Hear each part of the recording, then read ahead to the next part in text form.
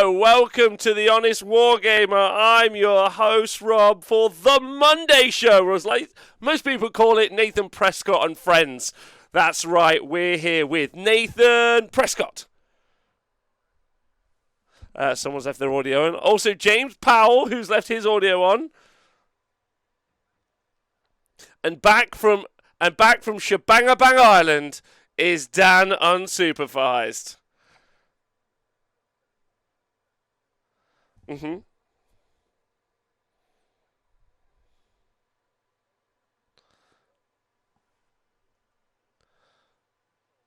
What? Hold on. Apparently you're all silent. They can't hear you. Can you hear Nathan Prescott? Nathan, talk. It says that there's audio. Oh my God. We'll be back. We'll be back in but one moment, Twitch chat.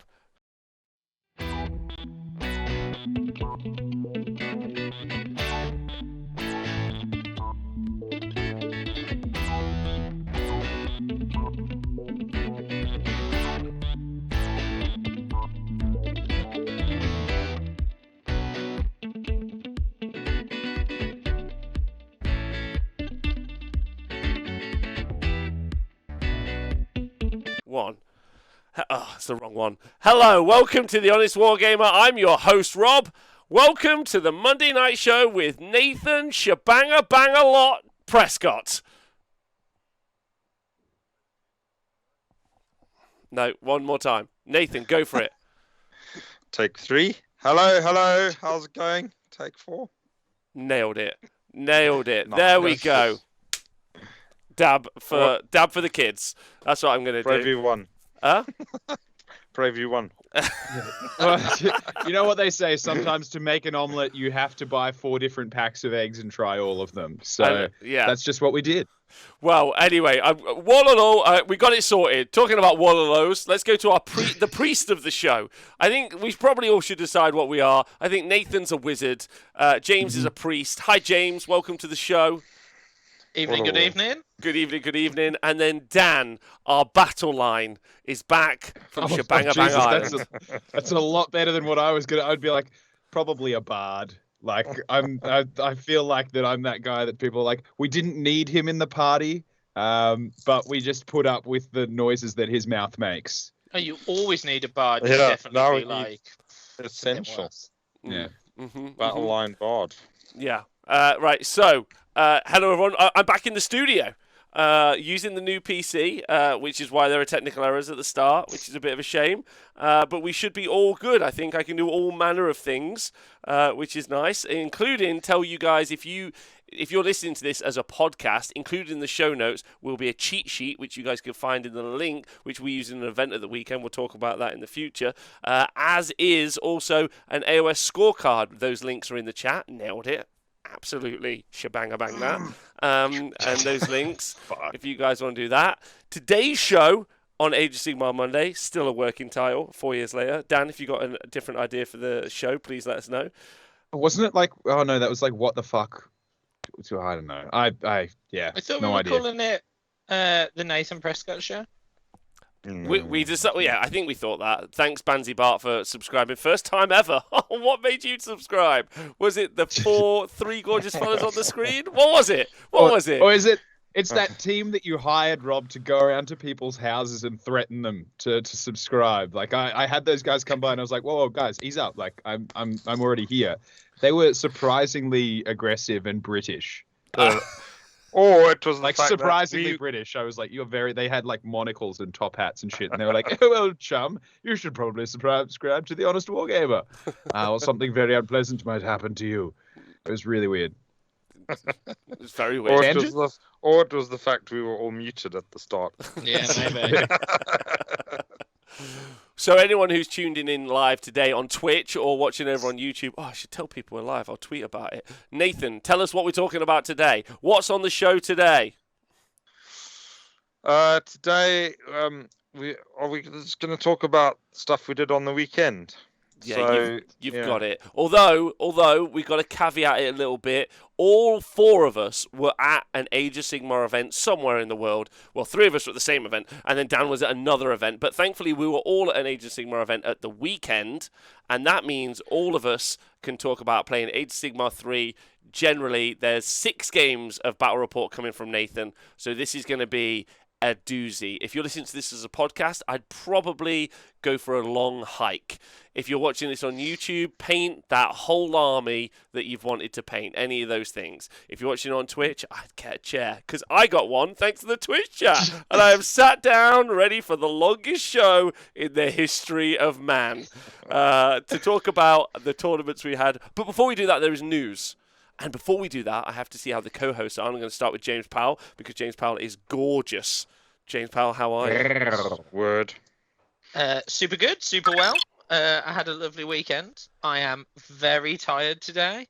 I forgot quite how knackering it was to paint a load of models for an event, go to an event, and I always said I'd never play a 6-game event again after the first one, and somehow I ended up playing 6 games. Yeah. You know, it's because you're stronger. I think anyone who didn't play 6 games at the weekend is weak, and we should mock them furiously and constantly, is what I think. Yes, Joe. I feel like the mocking was going to happen on my end either way, so I'm just going to embrace the fact that I didn't play 6 games on the weekend. I'm a dirty little pig boy, and I deserve it. Sometimes there's time to listen, Dan. Sometimes there's times to be dainty, and sometimes there's times to be a pig. Yeah, and you do what you need to do. Absolutely, I do me. How have you been? Have you been well? Is that me or James? Yeah, you. Oh, I asked James how he was. Still talking about James. I asked James how he was. No, I'm good. Yeah, James is beautiful. It's really hard to compete with him. I just find it really threatening.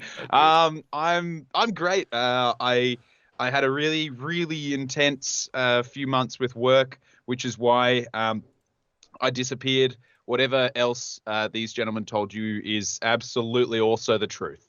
So if they said that I was punching kangaroos because I was so upset with the Lumineth release, let's go with that as well. That seems about like up my alley. But yeah, I had a really, really awesome but intense few months with work, and now I'm a human being again, which feels good. Feels good to be just, a group of blokes sitting here all definitely wearing pants. Hey, listen. The only thing that matters, Dan, having you back is great. Can't wait to hear you talk about Age of Sigmar 3. Can I just thank Stabgrot for subscribing for 6 months in the chat? I see you, Stabgrot, and I am into it. Now, listen, Stabgrot, I don't want to be a wanker, but there's no way you're better than Potgrot. No way. You're good. You're good. Yeah? Are you better than Craggy? 100%. Yeah? Are you better than all of the Gobapalooza? 100%. Yeah? But are you better than Potgrot? No chance. Nathan, what do you feel about that?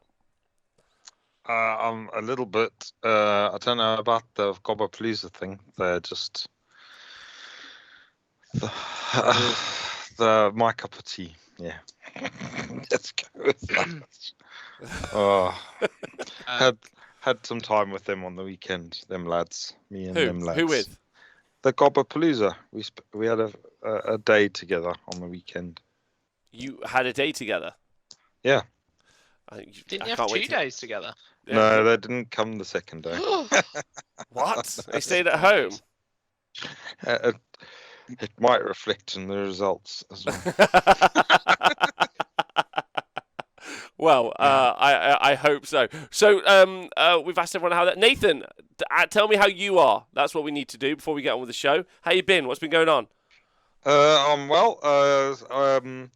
Tried to recover from a long weekend of 6 games of Warhammer by wandering around Nottingham drinking. So that's So you're telling me not only are we getting a Nathan Prescott battle report, we're getting a drunk Nathan Prescott battle report, or at least tipsy? Well, yeah, a little bit tipsy. I'm here. Oh Hello. My God, I cannot wait for this. This is going to be so long. This is going to take hours. Thank you very much to Potgrot for donating £10 to the show. This is the best. Let's go, Potgrot. You win. You're the one. Thanks, Middleville, for resubscribing. Thanks, everyone, for resubscribing. I've just realised we're outputting at 6K KPS as opposed to 1.5, so definitely the stream's going to break halfway through the show. Get ready, everyone. Definitely didn't prioritise my settings when I set up OBS today, so watch out. Right, okay. Should we jump into news? Do you guys want to hear the news? Yeah. Lay it on me. Like thick, like American peanut butter. That's what I want. Okay, can I get a official world over, wherever you are right now, I need you to stand up. Yeah, I'm standing up. Yeah, that's what I'm doing. Yeah, I need you to look into the sky. I need you to put down everything you're doing, and I need a round of applause for War Scroll Builder being updated. That's what I need. Yeah, that's what I need. Everyone in the whole world. Yeah, let's rise to attention. Salutes. Absolutely. Thank you. Absolutely everything. That's all we. Thank you to Tony P, making it so that we can play Warhammer again and not do a donal, and of course write it in pictorial form. I don't know if you saw Dan Donal's list submission for the tournament this weekend. He drew each one of his units out. It was like Iron Gut. He drew them out one at a time. A unit of 8 boys. There was a pony. That was Kragnos. It was probably the best list I've ever seen. Okay, so now the only thing that's going to beat that is for people to write their lists in emojis and send that to the tournament organizer. Just and like for points, like the little 100, just be like 100, 100, 100, 100, 300 points. There we go. That's it. Let's really mess with TOs. Yeah. So also, anyone that's going to one of Rob's events, you heard it here first. He wants his lists in emojis. Doesn't upset me. What are you going to do? What's going to happen? I'll just be like, you get no points all tournament. What are you going to do now? Yeah. But it doesn't upset you. It doesn't upset me. I can't wait to tell someone they get 0 points all day. I'm like, but I won't tell them till the end. I'm like, oh, you did really well, but 0 points for all your games because of how you submitted your list. Okay, everyone submit their lists to Rob as emojis because he can't zero everyone and he'd have no winners. You mad fuck! I'll zero everyone. I'll give myself the trophy. I'm like, you all lose, trophy for me, and I'll walk home happy. Is what I'll do. So War Scroll Builder being updated, which is very exciting. That's got to be the big news, right? Yes. Yeah. 100%. Yeah. 100%. I rewrote my lists today that I used on the weekend. Did you find out that you'd spent too many points on your little players? They were exactly the same. So it's good. All good. James, you happy about War Scroll Builder being re-updated? Yeah, I just think it's nice as well because it hopefully gives us some confirmation that it's staying, I think. In what way? When our beloved app becomes a paywall, it will be nice if War Scroll Builder never leaves us. Mm-hmm. I completely agree. Hello, Colonel Cabbage. Big love to you. All right, so War Scroll Builder's updated. You can write your army lists if you go into the community site and go on warscrollbuilder.com. It's how we all write our lists. Hello, Owen Jackson in the chat. Big Goldfish. Big shout to you. Super keen. Hello. So that's all good. So we're keen on that. Other news. We're going to go through it now. If you guys want to go on to warhammercommunity.com, we're going to be looking at the brand new releases that we saw via the weekend. Has everyone absorbed the brand new releases? Have you seen them? Oh, I've absorbed them so good. Okay. Well, let's talk through them, shall we? If you guys are interested. So we'll start right at the top and see what you guys think. First up, the thing that we need to talk about is the new battle tomes, the Order Battle Tome, Stormcast Eternals, and then the Uruk War Clans, but with a Cruel Boy on the front. So much to break down here. James, as a Stormcast fan, talk to me how you feel about this. Exciting. Played a little bit at the weekend, realised I missed half my rules and didn't have half my rules. So excited to actually have some rules for the new bunch of silver boys for me. And girls, silver boys and girls. You actually used Inestra and the Annihilators, eh? Yeah. And any of the other ones? Or was... Yeah, I used the Annihilators, Injasna, the guard that go with her. I can't think what they're called at this moment in time. Someone in the chat, I'm sure, will tell me. and who else do they have? Oh, and the Lord Imperator, who's really weird. Like, he blew my mind a little bit. Why? So he comes with the Gryph-hound. Yeah. Like, it's baked into his points, but him and the Gryph-hound are one model. So the Gryph-hound is a model, but it's not a model. So it makes him a weird, like, double base. But if one of them can fight, they both fight because their war scroll is 1. They all fight through each other, do they? Yeah. So they count as a single model, but they're 2 like 40 mil bases or whatever, which is nuts. I've You know been doing what that it for is? ages with the Arachna Cauldron. It's so good.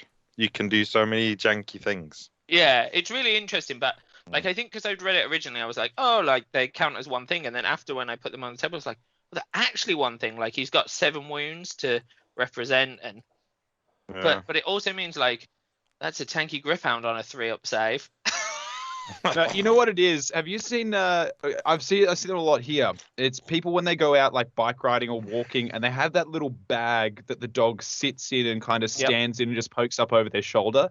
That's what he goes out. So he puts on all of his armor, he gets all of his weapons, and then he goes and he gets his little doggy poochoo, like, little backpack knapsack, pops it on, and then his Gryph-hound just hops in the back of his bag and rides along on his very big imposing shoulders. He's fine. He's good. He's great. It's lovely. He's just an animal lover, as opposed to, like, the Lord Veritants and stuff that set up, and then you set up another Gryph-hound, and then just 9 times out of 10 throw the Gryph-hound in the way as chaff. I like that this guy actually cares about the welfare of his animals. Yep. He's the first one that Peter's not giving a hard time to, except that I believe he is wearing a dead animal on his shoulder. Wow, Which is- he might as well use his dead friend, right? Could be like roadkill. Yeah. There's a lot of people out there who just go find roadkill. I'm pretty sure a lot of Americans just eat it, don't you? Isn't that like 50% of their diet? Are you talking to me? You're talking to me about that? I don't eat. No, roadkill. I'm saying Americans. Like, I assume they've got big roads, so that's pretty much like a farm. Just every road, it's like, hey, we got some raccoon. There's like so many roads. No, that's not how things are. Is that an Australian thing? Well, mostly it's just to show dominance over the animals back home. You know, like, you can't let them get a 1-up. In case they rise up. Nathan, what Well, about you? hilariously. Sorry, Dan. I was just. I've eaten roadkill. My dad collected it a couple of times. Yeah. And made us eat it. It was all right. I've eaten a pheasant that got hit by a car, and a rabbit. Then actually, my sister used to live in Kent, and there was this guy down the road, and he ate a badger once that got run over by a car. Did Speckles kill it? Probably. Hates badgers. That's a He's side got a note for thing everyone. against badgers, yeah. Yeah, he has got a thing against badgers, but you guys might not know about that. Anyway, all right. So, Nathan, listen, this is a you and me thing. Oh no, Dan, how do you feel about the Sotrumcast book, the launch of a book? My question also is to you: have you been doing enough push-ups? Because that thing is going to be heavy as hell. It's going to be 800 pages long. It's getting that thickness. Most of those are hero pages. I'm super keen. I've got Taryn, my personal trainer, who has been who I've been working out, you know, under the tutelage of, because I got hella fat over COVID. Mostly only because I was drinking an obscene amount and eating an obscene amount and doing no exercise. So she's fixing me by making me cry on my inside and my outside on a weekly basis. And I think I'm gonna bring this to her, and I'll be like, hey, Taryn, I need to be ready for this book. She's not gonna understand it, but I'm just gonna be like, take the biggest book, like take War and Peace, take the Iliad, and then I need to be able to hold this book for 6 games. Otherwise, James won't respect me. Well, okay. And so I think that's going to be the benchmark. there is some sad news that we need to talk about, but a show of only enthusiasm, I'm going to say.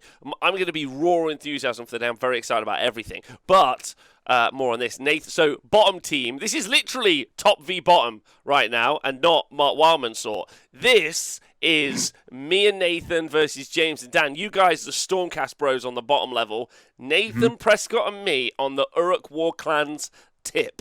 Yeah, we're the hype beast for it. But Nathan, how do you feel about just the tip? Just the tip. How do you feel about the Cruel Boys, the Swamp Bogglers, being on the front page, replacing a Mega Boss?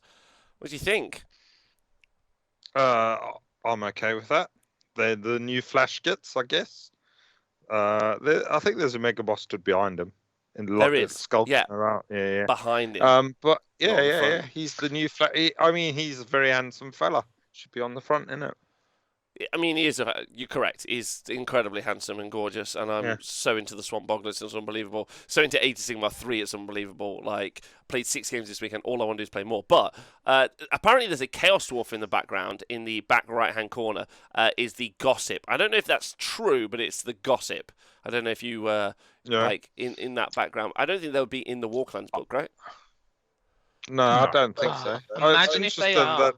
That would be so cool. They're just servants to the orcs now. Yes! They're like, there's this level. It's orcs, and then it's hobgrots, and then it's grots, and then it's Rob's homebrew chapter. Can't like hurt me. so low, they're not even in You it. can't hurt me. Like, if I have to pay the lowest class in Age of Sigmar, I'll take it, which is what I do in life. And every person above me, I'll have a chip on my shoulder about their position in life, their wealth, their status, their marital situation, everything, Dan. Everything I'll hold against them like a spiteful Chaos Dwarf, and I will love it. Yeah. Only problem is I'm quite tall, so it doesn't really work. Like, we could cut you in half, and you could be 2. like a Two Darren dwarfs. Brown situation. I don't think Darren Brown does a chopping in half one, does he? We Paul just Daniels. paint a couple of eyes either side of your belly button, and you can pretend there's one under the bottom and one on the top.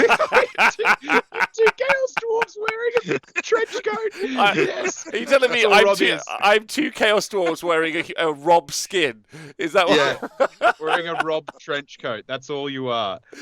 Can we, super quickly though, the Stormcast Eternal book, while we might be talking about the fact that there's a Cruel Boy front and center, the new hotness for the Uruk Warclans, for the Stormcast, technically the foreground is a Chaos Warrior.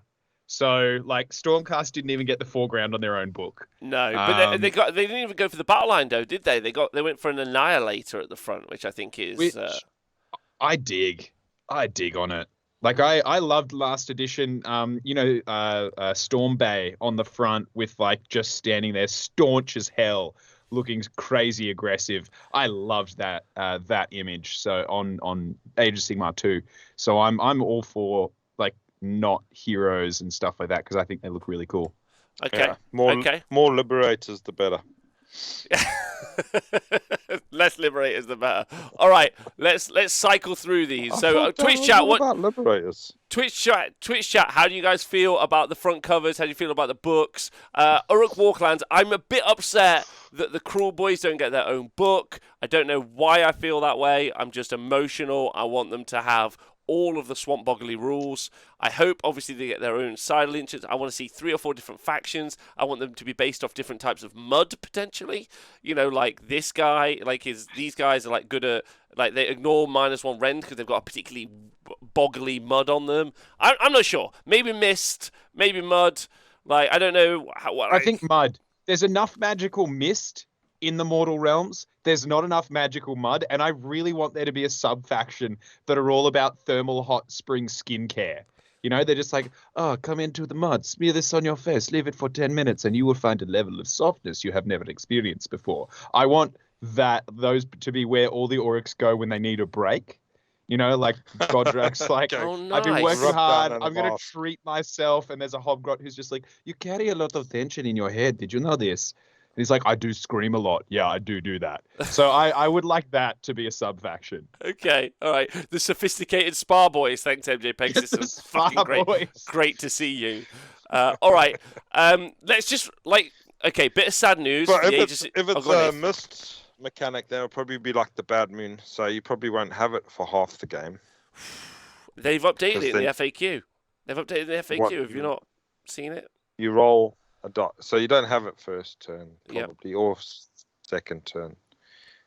Quite possibly you don't have it the third turn or the fourth Ever. turn. Just ever. You don't get it.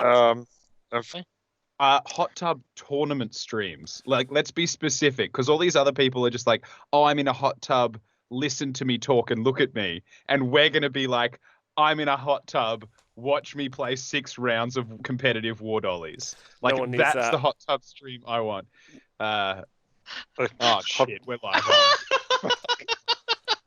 I was like, he's definitely refreshing this and letting us walk into it. I was like, if I get Good. one down up, he'll go for it. Good. God damn it. So we'll just wait for. Ah. We'll just give it a moment for everyone to get back into the show, and then we'll kick off. Basically, can't believe I messed it up. Apologies, everyone. But there you go. That's how it works. Right. So, we've got to pull the band-aid off really quick. So, great news about the battle tomes. I'm excited. I'm going to need an excitement level out of 10 from you, James. Out of 10, how excited are you for the new battle tome? Give me a number. 8. Perfect. 8 out of 10. Perfect. Dan, where you at? For the battle tome, I'm only a 7 because I'm stuck in the middle of the river of indecision on whether I commit hard to my my cities of Sigmar for my first army of the new edition, or whether I commit really hard to the new Storm Bays. So I'm just a 7 because I'm torn. My soul is being flayed. Okay, and Nathan Prescott, what number you at? I'm gonna give it a 5. A 5. Yeah, What the fuck? Why? it's a nice round number. My other hand's holding drinks, so I can only count to 5. So that's I give you 5 out of 10 because my other hand has got a beer. A 5 out of 10 because my other hand's got a beer. No. Okay. The other reasoning is that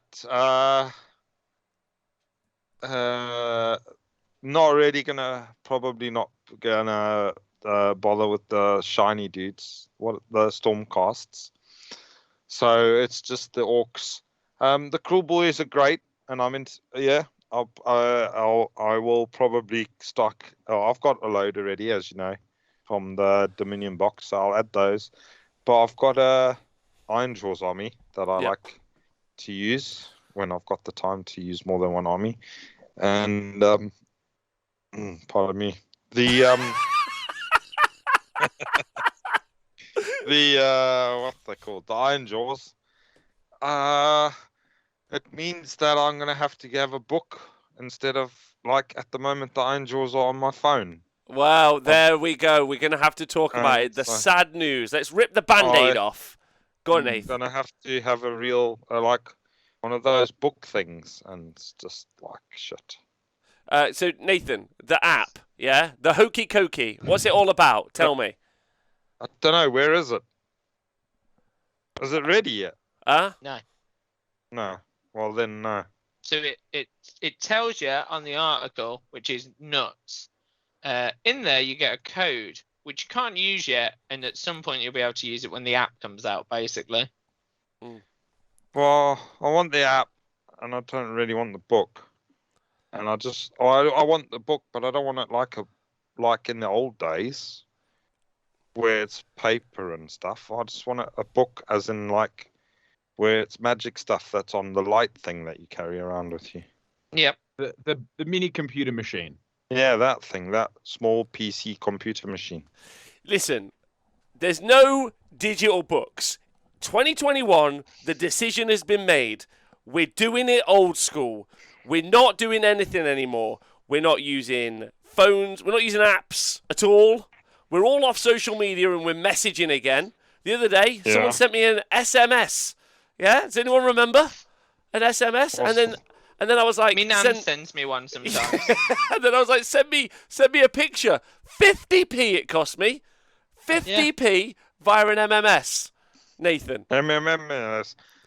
Yeah, I can't wait for Age of Sigmar 4, and we have to fucking start using stone tablets and chisels again.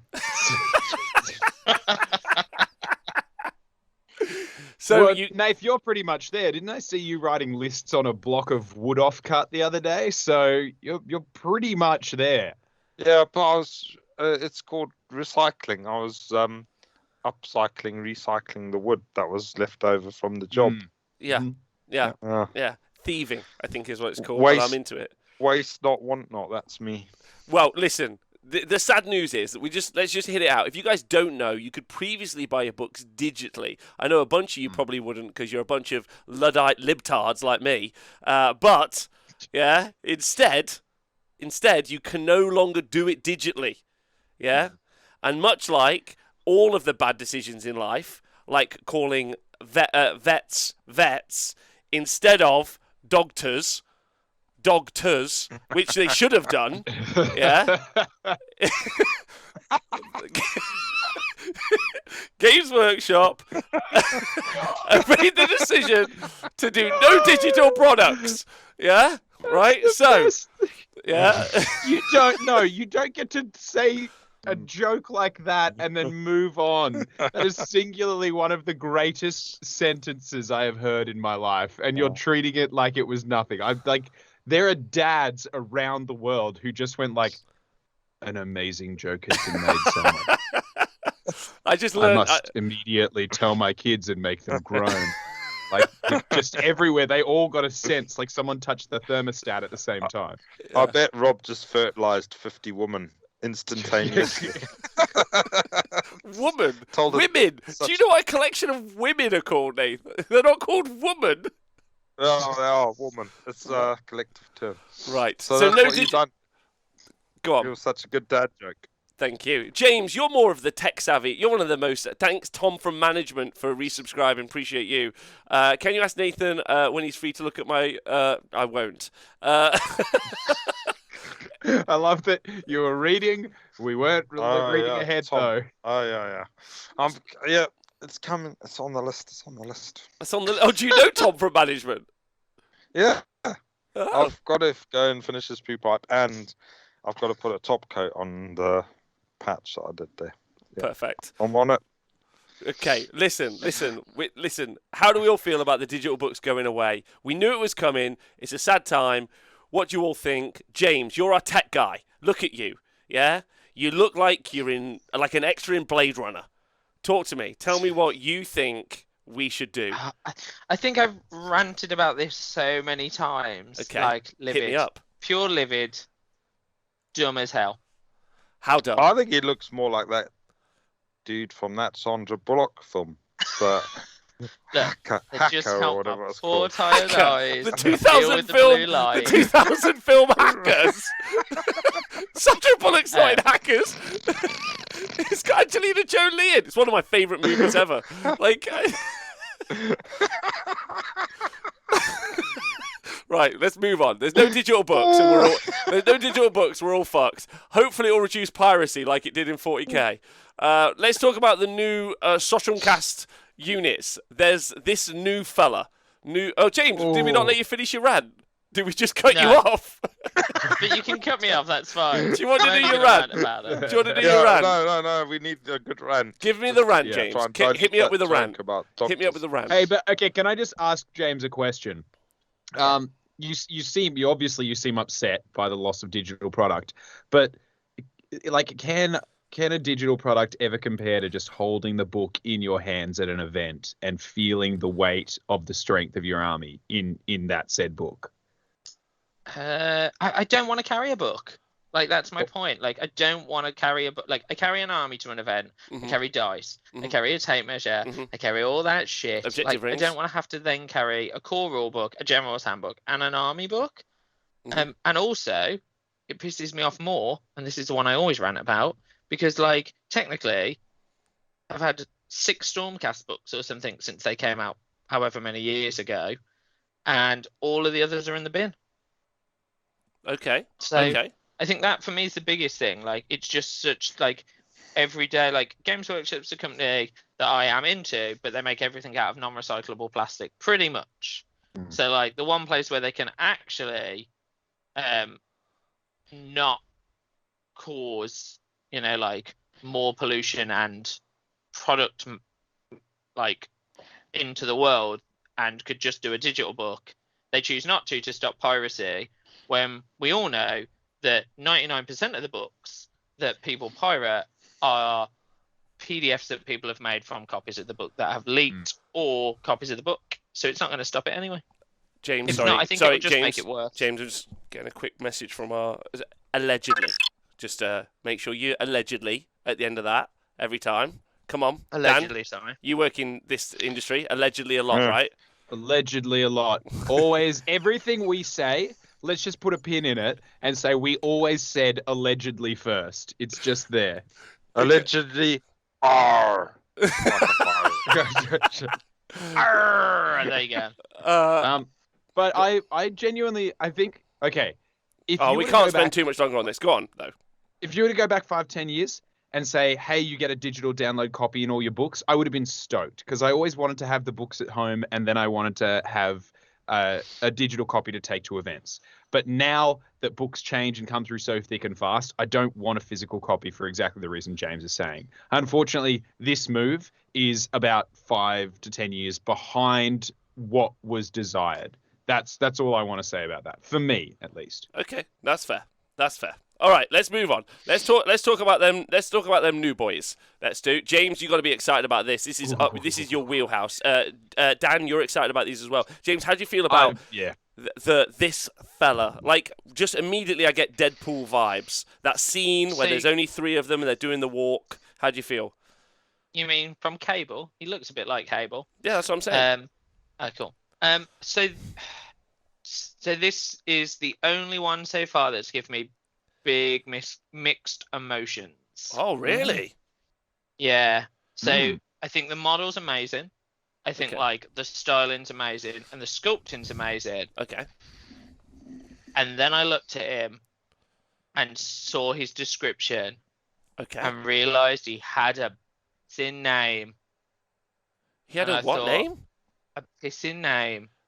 Like, he's a named character. Yeah. I don't need more name characters. I've got 92. But what if he's got the best story? Like, the best. As a small child, he trained for years to be a forklift driver in the mortal realms. Yeah? But then... do you want to know what then happened? Was I read the thing after I realised he was named and saw leader of the Hammers of Sigmar, and I thought, how many named characters does bloody Hammers of Sigmar need? Oh, they more. Like, that's what they're like. That's their thing, man. I loaded War Scroll Builder in excitement. Noticed all the new models are on there and some Stormcast stuff from a book that we don't have yet already on there. Okay, that's fair. You're making great points and really well made. And I realised that Stormcast have 35 leaders. And 30 of them are Hammers of Sigmar. So, that's it. They've got all of the name characters are. And I don't think there's ever been a point where I'm like, I'm taking specifically Vander's Hammerhand. So I'm like, I'll take the other guy. But I think that was like one of the last named characters that was like, oh, he's named and he's not. Like Neve Black Talon or whatever her name was. For ages was just her. And then after a while they were like, oh, no one's used this girl. Oh, just also no named. She is also no named. Okay. I reckon he's not going to only be a named character. I reckon he's like, it'll be like the helmetless version is in the named character, and you see that there's the helmet option there as well. If you scroll down a little bit more, I think that's going to be a generic character. But can we talk? Okay, apart from the fact that he has shoulder pads like he's in World of Warcraft or something like that, I want to point out the most badass element of this model. Go on. If you scroll down to where you can see him holding his hammer in 2 hands. Okay, sure. The face of his hammer has a hammer. So he hits you with the hammer on his hammer. Hammer squared. You with hammer time. It's hammer to the power of 3. He hits you with a hammer. He's hammering you with a hammer's hammer. That is the coolest weapon. He's like, I shall strike you with my hammer. And then it's just like in triplicate. This man does not mess around. And when I saw that, I was like, wicked. Someone was like, the face of a hammer should be flat to do maximum crushing damage. And he went, put a hammer on it. And they're like, why? He's like, more so hammers, please. Know what they've been hit by, because then they can look at the embossed mark. The lead annihilator has a comet on the end of his hammer. Okay. So it's a running theme. That's why he could only be used in the Hammers of Sigmar. What did they do, James? Very about hammers. They took design cues and ran it through the whole range. Madness. I can't believe it. Can we talk about? Listen, all of it's great. Paint job, excellent. Obviously, don't need to talk about that. The key point there is the what the flip is happening at the back thing. The doodad on the back. What even is Just that? clip it off. Yeah, I know. I mean, I would. I'm going to. But my real question is and also the helmeted version, a lot like Santa. He looks a lot like Santa. I think for me, like the helmeted version, there's a couple with like little beard faces in the Dominion box that are quite cool. Mhm. But I also think like that one's never gonna look good because that head option's incredible. Okay. Like every online RPG I've ever made, any Baldur's Gate, any of those, I've always got a scar across my face. This guy's my RPG character. Do you know what? The best news in the chat, it's an antenna to his ear. Okay, I'm in. Changed my mind. He's got that good Wi-Fi signal is what he's got. Yeah. Calling down them thunderbolts, apparently. It's because all of the other Stormcast get his Warhammer Plus account so that they can access their War Scrolls. Warhammer Plus. And so he needs a really strong Wi-Fi signal because of how many people are gonna, they'll be like, "Hey mate, can I just tether to your iPhone?" And he's like, "Yeah, sure, mate. The password is Sigmar forever." What's the best bit? You've just reminded me. Can we all just talk about what the best bit of Warhammer Plus is? You three, quickly. What's your favourite part about Warhammer Plus that you're looking forward to? Dan, go. I am looking forward to getting it probably for a month, consuming all of the content I can, and then forgetting I have the account and continuing to pay for it for 6 months until I realize it's still there. Nailed it. Nathan. Fuck, I don't know. The adult content. I'm never talking to you again. James. I'm looking forward Good. to how salty Twitter's going to be for the next 9 months. What? None of that. I'm hoping that they go. What's the right answer? Well, I'm hoping they go full e-girl on it. We get everyone they get you donate money and you get names written on the arms of the presenters. Because that's what I'm going to do over the next few weeks. That's what I'm going for. Donate 50p. I'll write your name on my forearm. That sort of jazz. Say? Huh? What happens? What happened? We write our names on people. Yeah. Wait, Rob. Important question. Yeah. How much right now for someone in the chat to get you to write their name across your forehead for the rest of the show? Not my forehead. Can't be my forehead. Everything has a price. No. Foreskin. No. That doesn't exist. So, I have to go back in time to get that. On my arm, I don't know if I have a pen. One name. Yeah? Is there a knife? Right, how much to get Nathan to dance? Right, listen, we're off track. Do we like the storm? This is the news section. We're not even near finished. Someone wants it on the eyelids. Yes. Every time he blinks. But what about It's like Indiana Jones. No, he writes everyone on the stop. inside of his eyelids. So he Donate blinks and sees your donate name. any money. I'm not e-girl enough. Right, come on. Let's talk about this fella. Like so the Stormcast guys, you guys don't seem bothered, and I didn't see what the Twitch chat said, so whatever. I like him. I think he looks boss. I love him. He looks great. Great. Is he the same as Sigvald? What do you mean? Has he got Chapless got apps? pants up? Yeah. Oh no! Wait, all chaps are assless, aren't they? So they're just chaps. Is he wearing chaps? Yeah. No, I think he's wearing. So if chaps are always assless, then you have to say that he's wearing ass chaps. Chaps with Ass ass. chaps. Full assed chaps. Full ass chaps. Yeah, full ass chaps. Right, this guy looks great. I don't know if it's like the black cloak that I'm really digging. But the Knight Relictor's got, and he's also got a sick mace, like Sauron's mace. It just looks, I love that. Big fan of that. Yeah. Really into it. He's got a hilarious skull though, like this little the helmet on the skull is really funny. Well, it's a sensor, right? Like it's a smoke incense sensor. Well, he's had no sensor making that his sensor because it doesn't look it looks hilarious. I'm not scared by that, is what I'm saying. Oh yeah, but also it's a skull, which means it has big holes in the eyes, nose, and all around it. Why did he need to ventilate it more?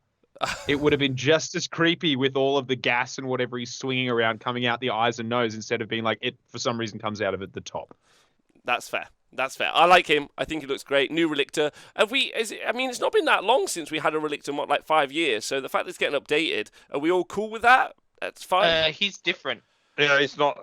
Is this a knight or He's a lord? Knight Relictor, Yeah, not a Lord Relictor. Yeah, What? so he's a budget one. So, well, that's only in like classic heraldry, Nath. Do we know if a lord or is higher than a knight in this new setup? Yeah, we do. Oh, how come? Because that's the way it is in the dictionary. But they've got a different dictionary where they spell things like poos and other stuff. Okay, fine. All right, I'm just going to move on from this. I think we just keep quiet for a few minutes. The next one is we've got ourselves a spear, a sword battle line as opposed to the spear battle line. I like the sword ones. I think they look great.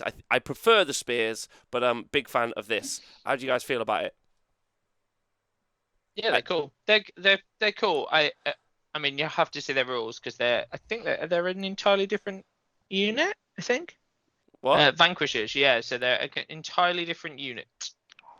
Okay.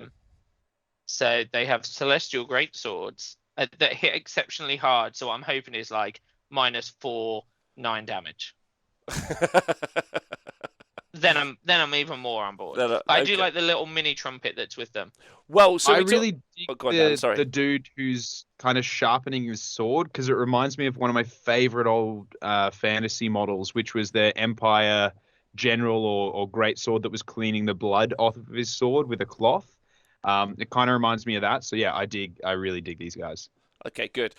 The thing that we talked about on Saturday, which I'm a huge fan of, is because obviously, especially in-game rules-wise, we're getting leaders and command units able to do more stuff. So the ever-famous Ego Pomp from what are they called? The Twin Souls. For Slanesh, obviously is better because he can do command abilities from. So now this guy who's like rubbing his sword very seductively, I imagine is the leader, which is cool. But it also means we're getting the other units as well. So we're getting the classic trumpeter and we're getting a bit of a banner back. And I love that. I want there to be like a banner in every 5-10 man unit. Like I'm pro that. Like, so, and I hope that carries on. I hope they've like really rethought about it and they thought, do you know what? We'll stick a little command unit in each unit and we'll have a great time because I'm really keen for that. Big thumbs. Yeah. Okay, good. Cool. Right. I dig it. I love it. And yeah, again, like starting to put that back in is a cool thing too because we see it in a lot of the other cities of Sigmar. So it seems odd that then the Stormcast are like, yeah, we don't need it. Just one guy in every 5 gets a big hammer. Yeah, that's true. Done. Now, next up is not Judicators. So they are another shooting unit. You've got Judicators, Vanguard, Raptors. Did they forget about the Hunters? I think they might have. But but No, they've got cross. Oh yeah. Yeah, no, it's the Hurricane. The Vanguard Raptors are the ones with the 2 different weapon shots, and then there's also the Bolt Storm pistols, isn't there? But doesn't matter. Yeah, doesn't matter. What These do you guys are rad. You like these, Dan? Oh, I love them so much. Like every Stormcast army took Judicators because admittedly they were really good. Put them in the sky, drop them down. They'd shoot off a 5-wound character like 70% of the time. But the thing was they were all just like that stock pose. Whereas these guys, they're dynamic. Like you scroll through and they just look wicked. I'm like, they look so cool. They're like almost like Stormcast scouts. They're like a cool combo of kind of the Hunters and the Judicators, and they're dynamic, they're posed, they look like they're alive, not just statues and ranks of... I think that's the thing, sorry, to kind of articulate it. It's that they don't just look like ranks of unfeeling automata anymore. They look like heroes that have been reforged. They look alive, and which means that I suddenly care about them dying as well. Yeah, they look fucking class, don't they? A block of Liberators dying, I don't give 2 shits about. These guys dying, I'd be like, oh, fuck, there goes Steve. I can't believe he's now going to forget his grandkids. That sucks. Yeah, I agree. I think Steve. Yeah, I think they look great. James, any thoughts on them? Nathan, any thoughts on them? Just big fan. I also want to know why one of them's reading a piece of paper. But other than that, why? Big fan. That's toilet paper because they're hunters and they work in the woods. When you Okay. need to dig a drop toilet, You gotta go. obviously You gotta have go. to BYO. Yeah, I mean, yeah, I never thought about that. That must have been so awkward back in the day. Like, you took your armor off, you'd be like, you couldn't have a quick 2-minute, could you? Just like, anyway, we won't go down that road, especially after Nathan's had a tequila. I think they look phenomenal, is what I'm going to say. Phenomenal. I think all of the models look phenomenal. Big fan of the spear guys. And then we've got some more annihilators. We don't need to talk about those anymore. They're very pretty, but I don't know why they've got big balls on the end of the arrows. What? They've got little spear tips. What are you saying? That's the back. Them vigulas. By the flight, you got metal feathers and then a big ball. Is this because it looks like a comic? Where you knock the thing, the arrow to your string. Oh, is it on a ball? Yeah, it is awkward, isn't it? Is this like a Zimbabwean bush thing, Nath? Like, that's not how you hunt. It's not very historically accurate, but they look cool. They look more like a replacement for the hunters than the adjudicators. If you ask me, that's fair. Cool. I mean, it's pretty incredible. Nice. It's pretty incredible to see what they've done in 5 years, right? To go from 6 years, sorry, to go from judicators to these. These are phenomenal, like, in comparison.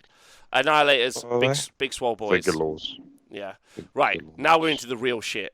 This is all that matters. The Swamp Bogglers. Here we are. I was so excited about these. First up, Swamp Boss Scumbreck.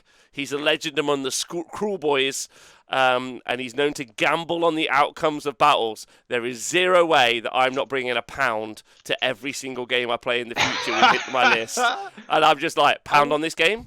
1 copper coin? Whatever it might be, I'm betting every game I play with him. He looks great. We heard that we were going to get a alligator / a dragon. I think there's still some background images. We think there's still going to be some sort of wyvern type creature.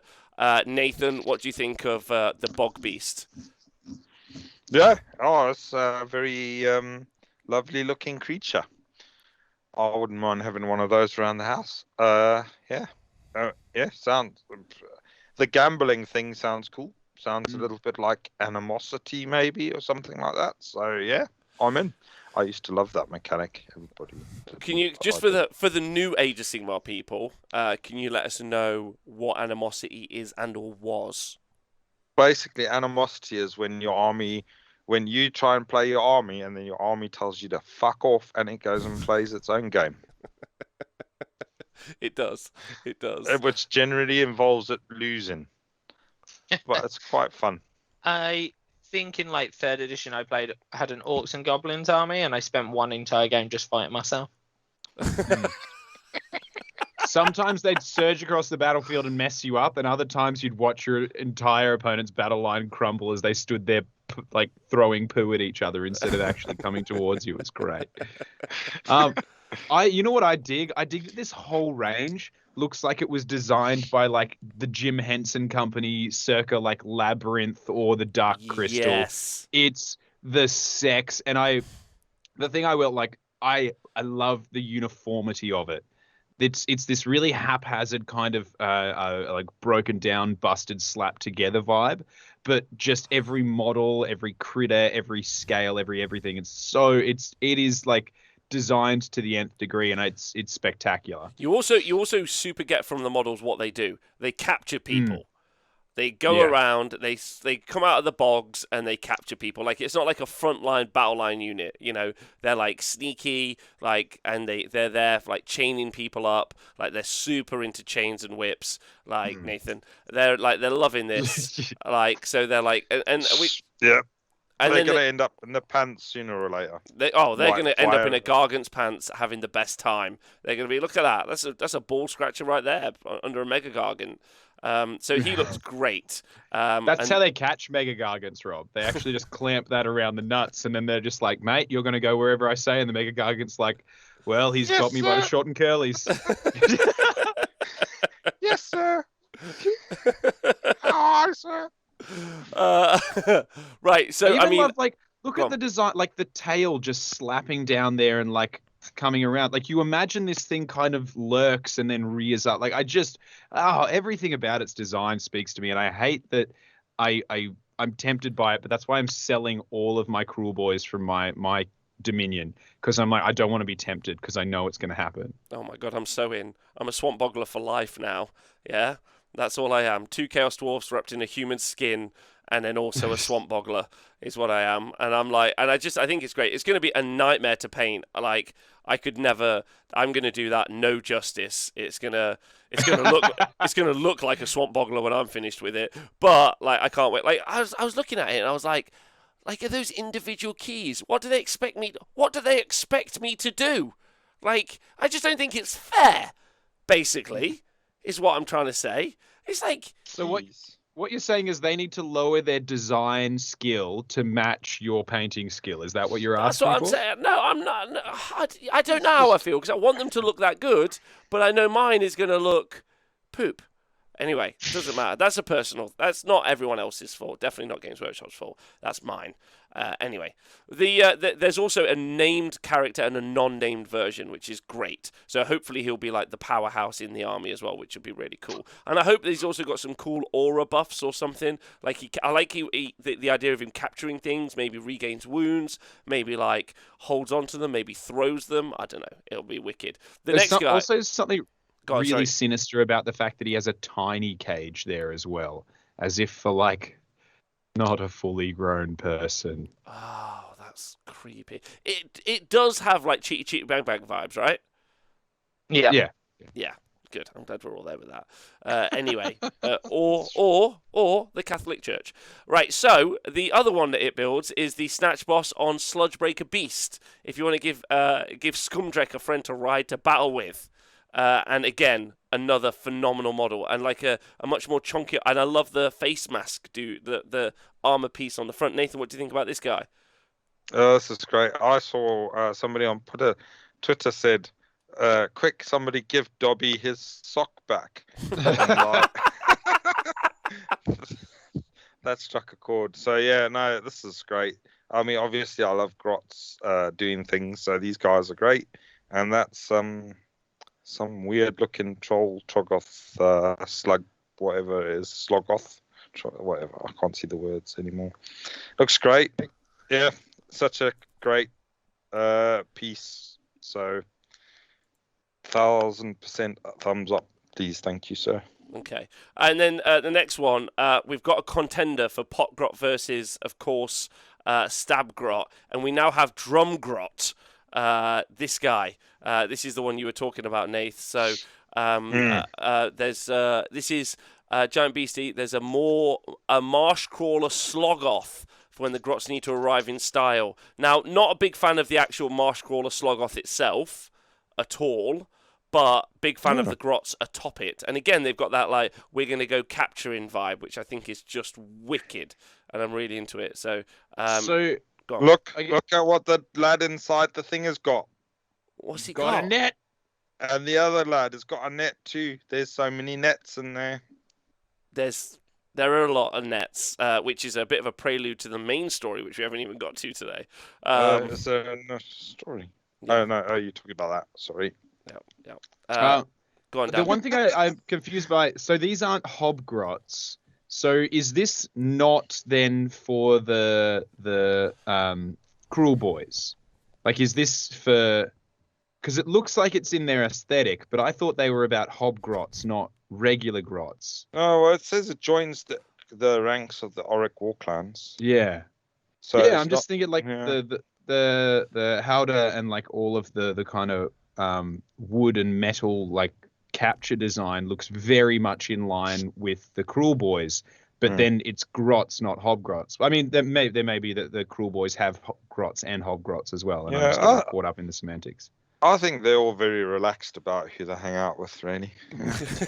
But it's because they spend so much time at the spa, Nath. They just come out feeling really at peace, and willing to work together, you know? They're full of acceptance, and that's it, just acceptance, and you can be who you want to be. And look, we've got a net and a cage. Right, so they look brilliant. I think both ranges look phenomenal, right? That's and there's some alternate weapons on the Gut Rippers, which are also pretty class. But if they're not ranged 2, then I won't be doing that at all. And then the Bolt Boys have got a unit champ, so whatever, who cares? Both ranges looking like they're going to be really great. So that's the kind of end of that. And no takeaways. The other kind of bit of news before we get to the main section of the show, an hour and 20 minutes into the actual show, is the FAQs came out on Friday. The FAQs for Age of Sigmar came out Friday, and they were extensive. We had War Scroll updates for all of the endless spells across the game. We had a variety of different core rules changes, so many to take in.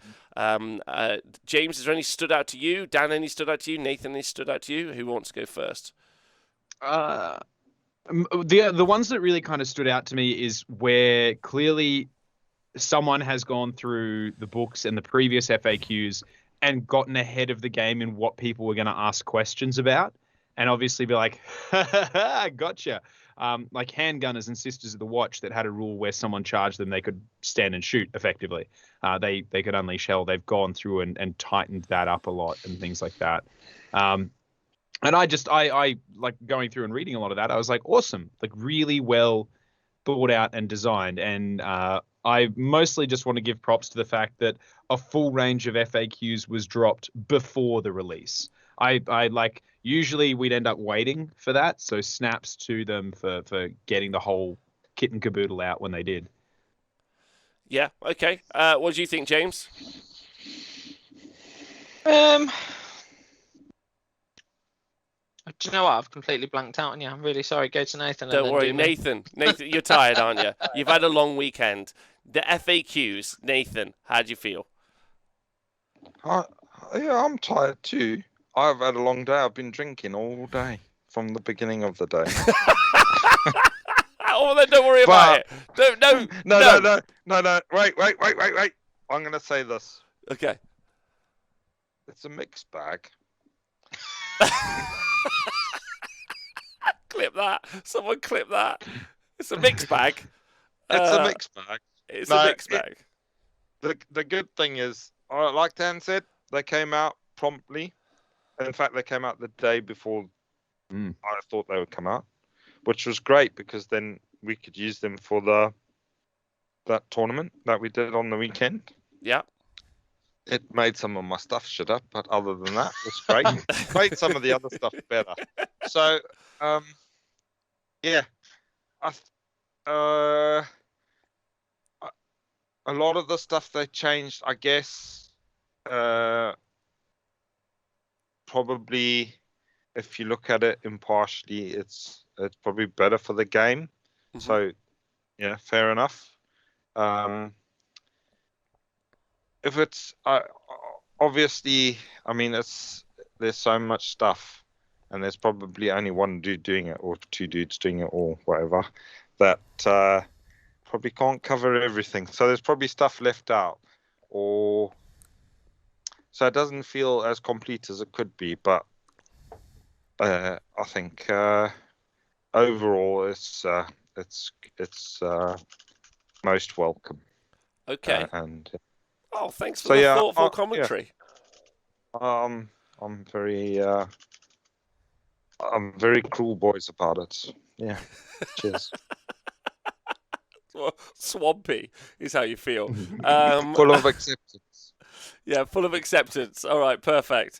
Yeah, so the FAQs came out. There's still so much to deep dive that I'm going to do a faction show on every faction over the next couple of weeks with someone who plays that faction so we can deep dive it. I don't think we could do it justice on this show, and so we won't really do that. So I'll do a deep dive across all the different factions over the coming weeks for you guys. But yeah, loads to take in. I mean, generally, Endless Spells were reduced in power level, I'm going to say, mainly. That seemed to be like a core mechanic. They tried to address a lot of different things that might go wrong. There were some pretty massive nerfs. Rerolls seem to be something that they hate now. They've removed rerolls from a load of different factions. They wrecked. Which is a good thing. Yeah, they wrecked OBR. I have a statement. I said this earlier on the stat show, so I'm going to kind of reinforce it again today. I don't know what you guys think, but I think that you shouldn't be playing OBR next 6 months to a year.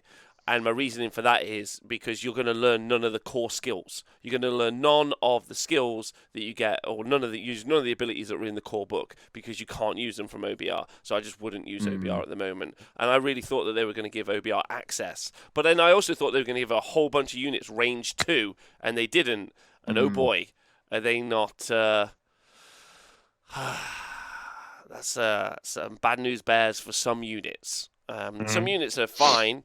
But some units are like not the best, right?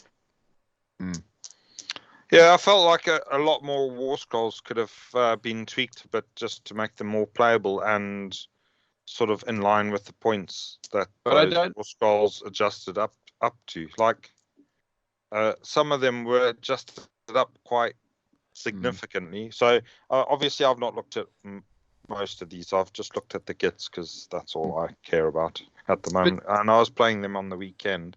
And there's units in there that went up significantly in points. So 20 points increase, and then also got a nerf, an effective nerf in the FAQ. And you think, well, you know, it could have just like be a little bit more you know, considered in what they did with what they did there. But there you go. And then other stuff like points went down, and they're still great.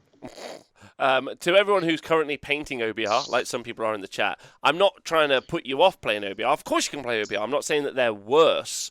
I'm saying that you won't get to do the most fun thing ever, which is shout the word redeploy as your opponent moves near you, which is like, which honestly I think is like a bit of a game. You know, like as soon as they move and their finger literally lifts off, you're like redeploy. Like as soon as I can, I scream it at people, redeploy, and they're like, oh, which I enjoyed. Okay, all right. So that's all the news section. News section is over. We are done on the news section. Mark it in your books. Onto the main subject of the show, and that is that we all played Age of Sigmar this weekend, and we're going to talk about what Age of Sigmar 3 with the FAQs, and we're going to talk about how we felt about it, what we enjoyed, what happened, the drama, the highs, the lows, the sads. Dan, maybe we should start with you because we didn't me, James, and Nathan were at the same event, so we didn't know we don't know what happened with you at all. So please let us know. So mine wasn't so much like a tournament-y event. It was just a gaming club being like, hey, AOS 3 drops on Saturday, so let's just all get together and play, you know, 3 games in a day to kind of like nut it out and kind of smash around with the rules and get a handle on it. And I gotta say, loved it. Wicked. One of the things I would say, just talking about endless spells though, that I realized is you have to read their new war scrolls very carefully. For instance, Emerald Lifeswarm, right? When you summon it, it doesn't move. So you summon it and it says its rule is it's predatory. You summon it, it goes on the board, heals something when it's summoned, and then at the end of the hero phase, it moves again and heals again. So, for instance, with Emerald Lifeswarm, the turn you summon it, you get to double dip on the healing. It's things like tiny little key changes like that, though, that I was like, ooh, that's good. But then there are some of them that you summon, they move straight away and do their thing straight away. And, like, it's just all that kind of stuff where I'm like, this is... I really liked it. I had a blast. It's awesome. So what army were you playing with? I was playing a Dwarden heavy Excelsis Cities of Sigmar army. Okay. And for those who know Excelsis, I rolled ones a lot. What's that do? Let us know. Please let us know. Excelsis is the craggy city, and I'm tossing up between them and Greywater Fastness because I think one of those could be the new hotness, especially with all of the like gyrocopters suddenly becoming amazing. But I managed to g'day Chumphammer. Chumphammer was actually my first game. He absolutely pushed my poo in with Daughters of Cain. Just relentless. I was like, I would really like to go to the toilet now, and his army was like, nope, back inside it goes. It's Excelsis gets this ability where once per phase, so not turn, not battle round, not anything, once per phase for the entire game, you roll a dice and you pick a unit. On a 2-up, they get +1 to hit. If you roll a 1, they get -1 to hit, which sounds amazing because you're like, wicked, it's the shooting phase. I'm going to give this unit +1 to hit. Then your opponent charges and you use Unleash Hell. This is happening in the charge phase. So you can give the Unleash Hell unit +1 to hit. To counter that -1 to hit. And then you get into the combat phase and you can give a unit +1 to hit. However, if you roll ones, they're at -1 to hit. So suddenly that Unleash Hell where you were like, ha ha ha, prepare to suffer. You're like, oh no, actually, this has gotten so bad so quick. I know it still caps out at 1, but it's stuff like that really knocks you out. So I think Excelsis has legs, but I'm probably going to lean towards Greywater, I think. Okay, fair. Fair. And I wasn't going to start and say, did he have Marathi? I didn't go there. Leave me alone. Yeah? That's not on me. All right. So, Dan, as we go through our games, if you have any big takeaways, I'd like you to shout out and be like, oh, that happened to me too. That was a thing. Yeah. James, Absolutely. You played in the singles event of the Spiteful 16 this weekend. What army did you take? What was your thought process? Talk to me about what you were doing. So I technically was lazy. So I know several people already know anyway, if they watch the show a load, but during lockdown I painted 2 armies. I painted a Tzeentch army, and I painted a Skaven army that haven't really seen any play other than like with some mates at various points through however many lockdowns we're now into life. So when 3 dropped, I got a list. So it's kind of like 3 bells, a bunch of bodies, and a bit of scryer. And I thought, well, if I've got to learn a new game, I might as well just take like a 5 War Scroll army. So all of my games until this weekend were with Skaven. But my day one, so my singles was 3 bells, 40 clan rats, 20 clan rats, always spears for range. A warlock engineer, for lack of a better description of his name. I wanted a bombardier, but I haven't had time to paint him. And a 1 Warp Lightning Cannon, 3 Rattling Guns. And the jank is that the clan rats and the bells never die. The primary for the army is keep a wizard alive, and there's 3 13 wound wizards with a 5-up DPR. And then the little rubbishy lad with his 5 wounds and pretty much no save. And then like 80 clan rats running around, 20 clan rats running around. Everything can rally now, which is hilarious. And then the Warp Lightning Cannon, occasionally rolling 1s and just destroying flamers, or the Rattling Guns going off. And 1 Rattling Gun, 1 60-point Rattling Gun, got more warp power, hopped through a Gnaw hole, rolled an 11, doubled it because he'd overcharged, shot down a Empire Mage on Griffin in without even sweating. True hero. 60 points remover in 300 and whatever. Did he then explode? No. Was even better. He then stood there, turned and killed some demigriffs too. Amazing. That's so good. So, James, talk to me about the battle plans. On that day, we played First Blood, Tooth and Nail, and we played... Hold the Line. No, we didn't. We played... Love isn't always on time. We played that on Sunday. On Saturday, we played... Oh, my God, we might get the best... Line. No, we didn't play Hold the Line. The last game on Saturday was Survival of the Fittest. Nath only remembers one of the games. The last game just on like Sunday. Every time he's like, we played Hold the Line. No, we didn't. No, I'm pretty sure we played Hold the Line. So, James, what did you make of the new scoring system? So the battle tactics and the secondaries and the primary. So hold 1, hold 2, hold more.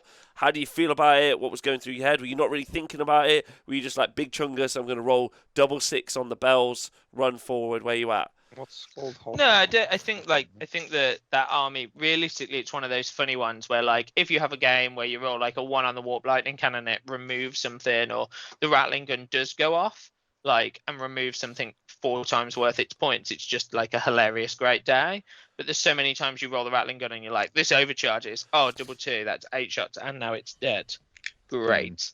So I think, like, you're kind of playing I think every time I play the list, I'm playing 2 games. So I'm playing like the bells and the clan rats that don't die and stand there and just piss people off and hopefully roll well. And then I'm playing this tiny little scryer force that's the only real damage output I have. Mm-hmm. So I think like those score 1, score 2, score 3 were really interesting for me because I've got 40 clan rats and a bell, 40 clan rats and a bell, and a 20 clan rats and a bell. So you're like, well, where do I want these to be to score effectively? Because obviously, once the rats have gone, the bells can't move. So I think those score 1, score 2, score 3. So hold 1, hold 2, hold more, which is what they all are. I think there's a really interesting kind of bit of tactical to it, where you're like trying to think this turn, their turn, and the turn ahead. And I know we've always done that, but the scoring's so minimal now that we're on those ones that it makes the game continually more exciting. I think for me, like those close scorings where I'm like, right, well, on this turn I definitely have to get a battle tactic because otherwise I'm falling behind, even though I'm scoring more every turn. Mm-hmm. Yeah, so you've got really to score a battle interesting. tactic every round, right? Like, you just have to, otherwise the points are going to get away from you way too quickly. Especially if you're doing something like Conquer, where you're trying to grab an objective at the same time. So that's also worth another victory point. Might also be worth another victory point because you hold more. So it could be like, it could take you from 1 point to 5 points if you're doing something like that, which is really key. Did you have any monsters in your lists? And did you make advantage? You had no monsters in your list. No monsters. So you didn't give up any victory points?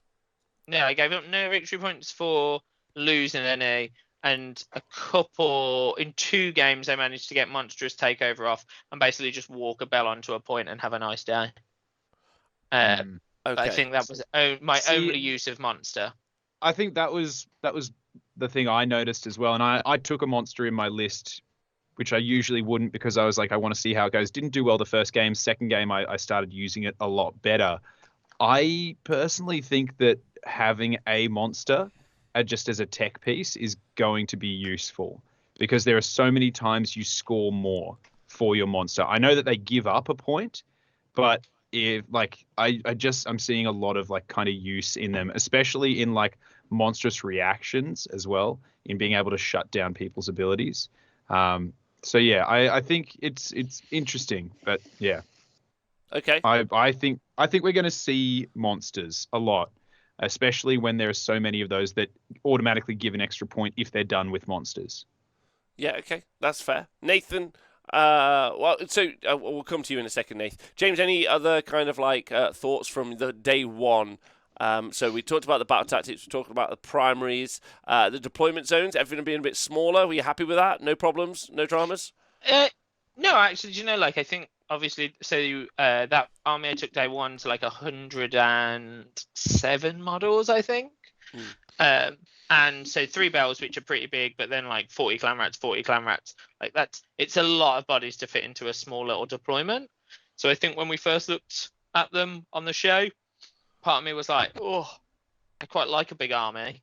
This is never going to fit. And I know obviously Nathan had the same concerns, but I don't think there was ever a point where setting up I was like, oh, this is an issue now.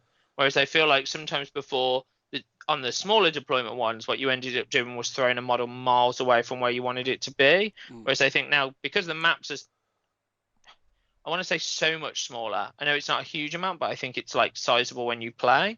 That when I was starting my warp lightning cannon at the back to get it in, it was like, well, actually, 24 inches shot, 27 with movement.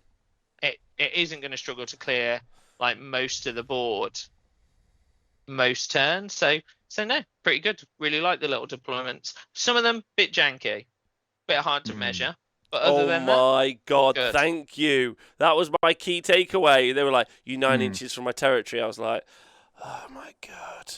Why not just make maps of the deployment zone? I was all keen. I thought those were the deployment zones. When I looked at the GHB, I saw the maps. I was like, oh, great. So now I'm going to have to go and bully someone into making me better maps, which is just the worst, which is a classic Englishman move, isn't it, really? Bully someone to redraw the lines on a map. And it's I'm sick of this. I'm sick. Go on, Nath. They're not going to be straight lines. No, they won't be. Do you want to explain to me why? They're going to be because they're from corners. 9 inches from a corner as a curve. Thank you. Some people need to know that. Some people need to know that. Anytime. Some people need to know that. All right, Nathan Prescott, what army did you Good evening. take to the tournament? We've all been waiting for this. Why? I took the Gloomspike Gits army. Okay, what sub-faction? I didn't bother with one of those, just the regular dudes. Because it's just like the normal Moon Clan stuff. So, Okay, good. yeah, I took 2 fungoids. One of them was the Gen. It was a boss shaman. And I took a madcap shaman who had the Moonface Mommet. Okay. And those were all of my heroes. And then the other heroes I had that aren't called heroes, but they really are heroes, are called the Gobbapalooza. So, and I took all of them. And then, because you have to, and then there's 40 stabbers, 20 shooters, 12 squig herds, 5 Loon Smasher fanatics, 5 Spore Splatter fanatics, 2 lots of sneaky snufflers, and a Mangler squigs, a pair of Mangler squigs on a single base. Because that's how they come. One stands on top of the other one. So it's not. So you had 2 Mangler Squigs. No, one pair of they come in 2s.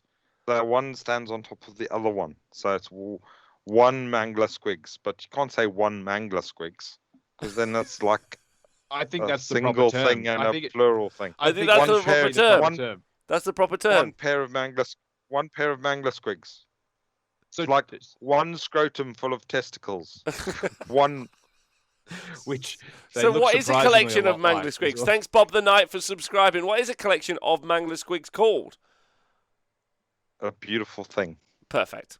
That's An army. Yeah. A Jaws of Mork. But you can't say 50 woman. That's okay. Right, okay. Right. So. Yeah. Did you have any particular plan with your Gits list? Like, what was it meant to do? Talk to me about that. Oh wait, I took some endless spells as well. I took the Umbral Spell Portal, the Scuttle Tide. It's got more words I can't remember, and the Malevolent Moon. Okay. All right. Yeah. Okay. The Malevolent Moon. Perfect. So, talk to us about your first game. Who did you play, and what happened? Well, yeah, okay. So the plan was obviously to use the inner spells to threaten the back line, and then just to use the Gobbapalooza and the Stabbers, and all the other little buff pieces. So the Fanatics to be like a big bunker that can move around and threaten places, and then the Mangler Squigs were just there to, if you need something to go and explode, or if you wanted a monster. So, but it didn't work at all the whole day long. So, yeah, I played against Benjamin Sava, who had the 9 Stormfiend guys and a bridge, and so yeah, he just took turn 1 and then shot loads of things.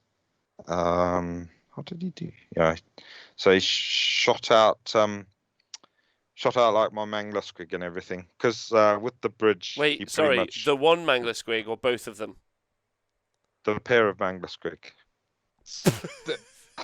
The single pair of Mangler Squigs. Okay, perfect. Thank you. Yeah. Can we just name it? Can we just like name it Jerry or something like that? Like, no, but there's 2 of them, Tom and Jerry. Or just Jerry 1 and Jerry 2. Yeah.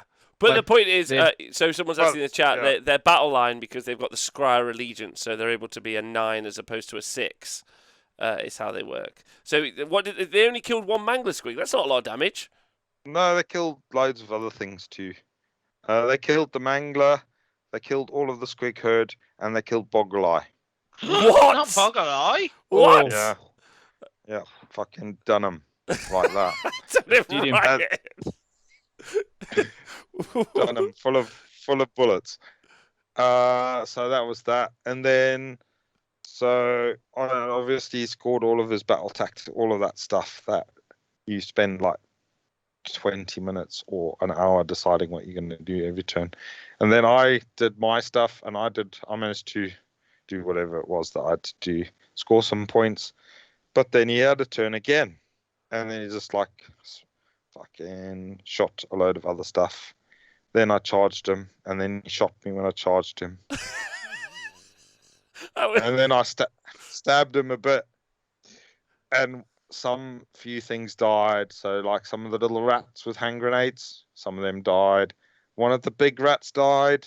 Nice, good. And then he had another turn, and everything, like they just shot and stabbed me with his turn. So that was that. That was all over. Yeah, it was all over. Yeah. Okay. So question: first time playing Benjamin Sava, is that correct? Yes, it is. Let's give us a review. What did he look like? Because I feel like he looks like an artistic Robinson Crusoe.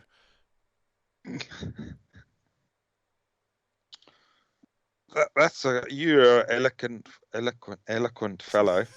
I would agree with your thing. He looks like the guy from Castaway building effigies. Nailed it. Absolutely nailed it. Or Robin Williams in Jumanji is also another good one. I don't think I watched that one. You've not watched Jumanji? No. Oh, you will love Jumanji. Cool. I feel like we should end the show so Nathan can watch it. Yeah, just go and have a little quick watch. Hey, James, Cool. Dan, if you want to tap out, I'm in for the next 5 Let's get out of here and games. So, did you win that game? No. So that was 20-0 because you had a thingy-majiggy scoring system. We did. So yeah, basically it was 20-0 to Benjamin. Okay, good. And good, his Skavens. Oh. Do you want to do one? Then I got- Do you want to do 1 and 1? Do you want me to tell one and you tell one? Yeah. Tell me all about your stuff, man. So my first game was against Ollie, the terror of Northern Canada. Ollie's 12, and he's probably more off book than any other player I've ever played against, if I'm honest. He knew all of his rules, and he smashed it. He was playing Skaven. We were playing First Blood. He had a bunch of Plague Monks.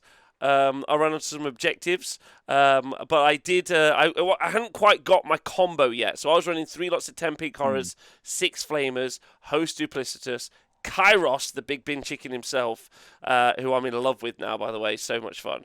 A change caster, as I like to call him, the spellcaster. That guy, the wombo combo of the change caster is the best. And then I'm also running a Zangor Shaman, and I had the Wildfire Taurus. Had Geminids. No, I didn't have Geminids. I had Cogs. And I had Portal. The important point was I cast Cogs, and then all my wizards within 6 cast an extra spell. And the enhancement in my army was that I knew an extra spell lore for each one of my armies. So each one of my 3 wizards knew an extra spell from the spell lore. So they knew 2 each, plus their War Scroll spell. Yeah, I was loving it. I got like 20 fate points in a turn, 2 turns. Basically, he was casting spells. I was casting spells. It was great. It was really fun. He threw loads of Plague Monks forward. I threw loads of Pink Horrors at him. His Plague Monks killed my guys better than I killed his guys. We've had a fight on the objective. I didn't Bolt of Change off his Screaming Bell. No, the Plague Furnace at one point, which I was livid about. I cast a spell on 11 and he double box card unbind my Gift of Change. The git. Yeah, I was livid. Absolutely livid. I've never punched a kid, but I was this close. I was this damn close. This damn close. But what a wonderful lad. 12, imagine being 12 and being able to play like adult Warhammer. I know loads of adults that can't play adult Warhammer, right? Incredible. Mm-hmm. Yeah, phenomenal. Yeah. So loved it, had a great time, really enjoyed it, learnt loads. I hadn't really even got into the fact you could redeploy yet, or stand and shoot, or any of that jazz. I was just there I was just more concentrating on the scoring, and of course you've got to be like, what's the battle tactic? Yeah, every turn. Yeah. You're like, James, of come that, on, you must have been like that. Like, Dan, you must have been like, what battle tactic am I doing? And then you've got to be like, well, what even are they? Let's start reading. But you know what I got excited for? I got excited for trying to work out what my opponent was going to take. Mm-hmm. You know, like I was like being like, okay, cool. Like this is probably the ones that you're going to go for. How can I not necessarily stop you? There's so many battle tactics. I'm like, I can't stop you. But when you're getting towards the end of the game, you'd be like, sweet, you've only got these to choose from, and you can probably only achieve these. But there was a moment where my Warden King went up against Be'lakor, who had put the flaming sword on himself and managed to roll like 5 out of 6 saves, and so survived. And because Be'lakor was going into the Warden King like by himself, he was like, oh, well, I'm going to take Slay the Warlord. And then my Warlord survived. And like that little moment totally botched that plan, because obviously was going for the kill with a monster. So in hindsight, though, I was like, sweet, like if you've got a really durable Warlord, like a 2-up save or something, like a 5-up ward, you could put them out of position slightly to try and draw that battle tactic and then drop all out defense and keep them alive. Like I think that for me, that's where it's going to get really techie and really fun in high level competitive stuff, because you're not only thinking about yours, you're trying to snooker your opponent. Yeah. Oh yeah. The battle tactic choice thing is great. I had a similar thing the following day where I had done. It was like come turn 5, I'd done 4, and then the other options were Slay the Warlord, but he was dead already, or something, or I couldn't get to him. And then the other one was bring a monster down or something, and that they just didn't have any monsters left, so I wasn't able to do any battle tactics in the last turn, that sort of thing. Isn't that because you killed all your fellas? No, it's because I'd already killed his monster. Oh, okay. Hey, big shout out. Can't take the universal spells, right? No, they can't. Okay, you guys can do that. Big shout out to Age of Something in the chat. If no one has gone on to YouTube and checked out Age of Something's YouTube channel, you should check him out. Great content. Love it.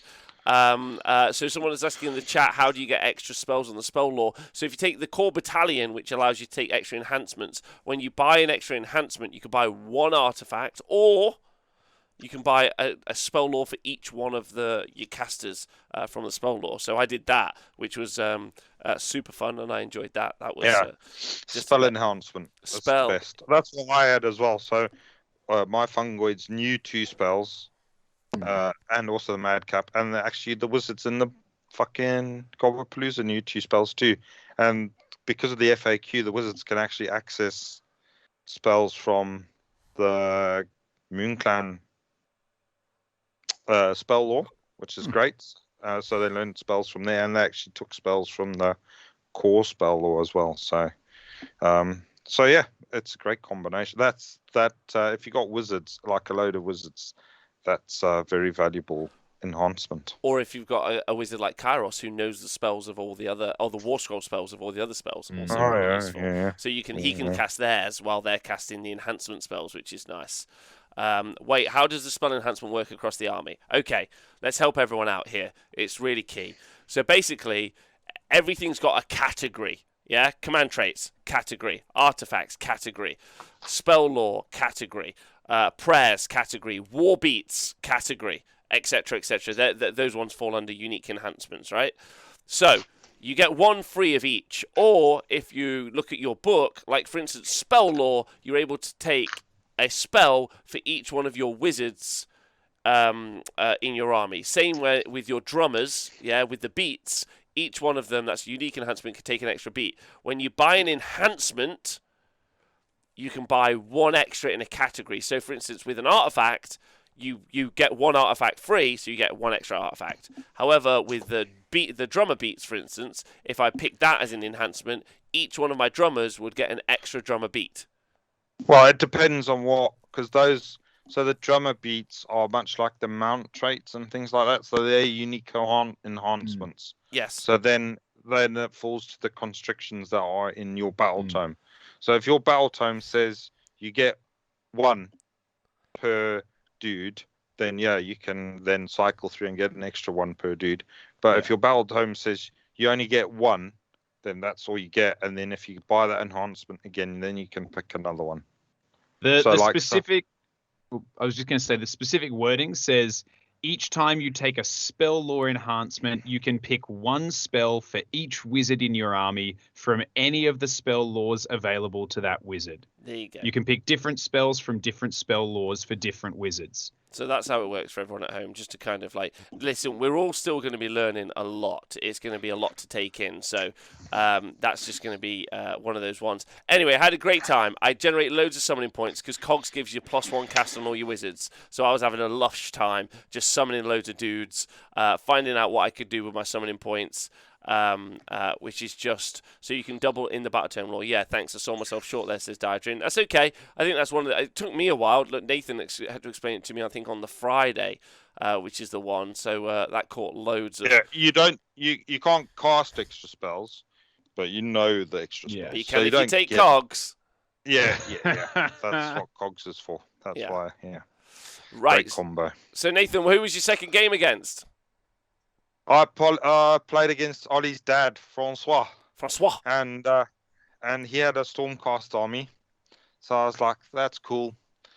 Gets normally stab the hell out of Stormcasts. We'll have a great time. I'll just shank him and then go and drink Throw some nets beer. on everyone. Yeah. But it turns out that doesn't happen if you play it wrong. And so I played it wrong just to make sure that that didn't happen. Basically, yeah, because I've got all of my stuff is built about these little buff chains with the Gobbapalooza only having 3 or 4 wounds each, and the Fungoids and the Madcap, I mean, only having 4 wounds each. And then you've got your other buff pieces like the Spore Splutters and the Snufflers. And yeah, he's got this Rain of Stars thing, and that just like chipped away. And then I totally forgot about the Prime having his bomb thing, and it being we were playing the mission where you have to all be on the board at the same time. So at the beginning he was like, "Oh, that's really rubbish for a Stormcast," but then that forced him to put the Prime down, and then the Prime just flew over and just killed loads of my little dudes. So like by the end of turn 1, most of the Gobbapalooza was dead, and most of my wizards. I think I had 1 wizard left. And then so without any of those buffs or without the mortal wound output, I just couldn't get through the Stormcast army, and so I was just pinned back by just a few Stormcast dudes, and so I lost that one 20-0. Oh no! Ooh. Sad face. Sad face. Yeah, so it turns out I was really rubbish. It's called Tooth and Nail. Mm-hmm. That Tooth and was nail. the battle plan. Tooth and nail. Yeah. Yeah. That's So yeah. So I was impressed by the Stormcast actually. I think obviously armor is quite a thing these days, and if you don't have mortal wounds or high rend, so even the Mangler Squig with rend 2 and rend 1, and the one wizard that had survived was the dude with the Mommet. So he reduced the Star Drake by -1, and the Mangler ran in. So I thought, well, at least he's going to be rend 2 and 3. Pretty good. Yep.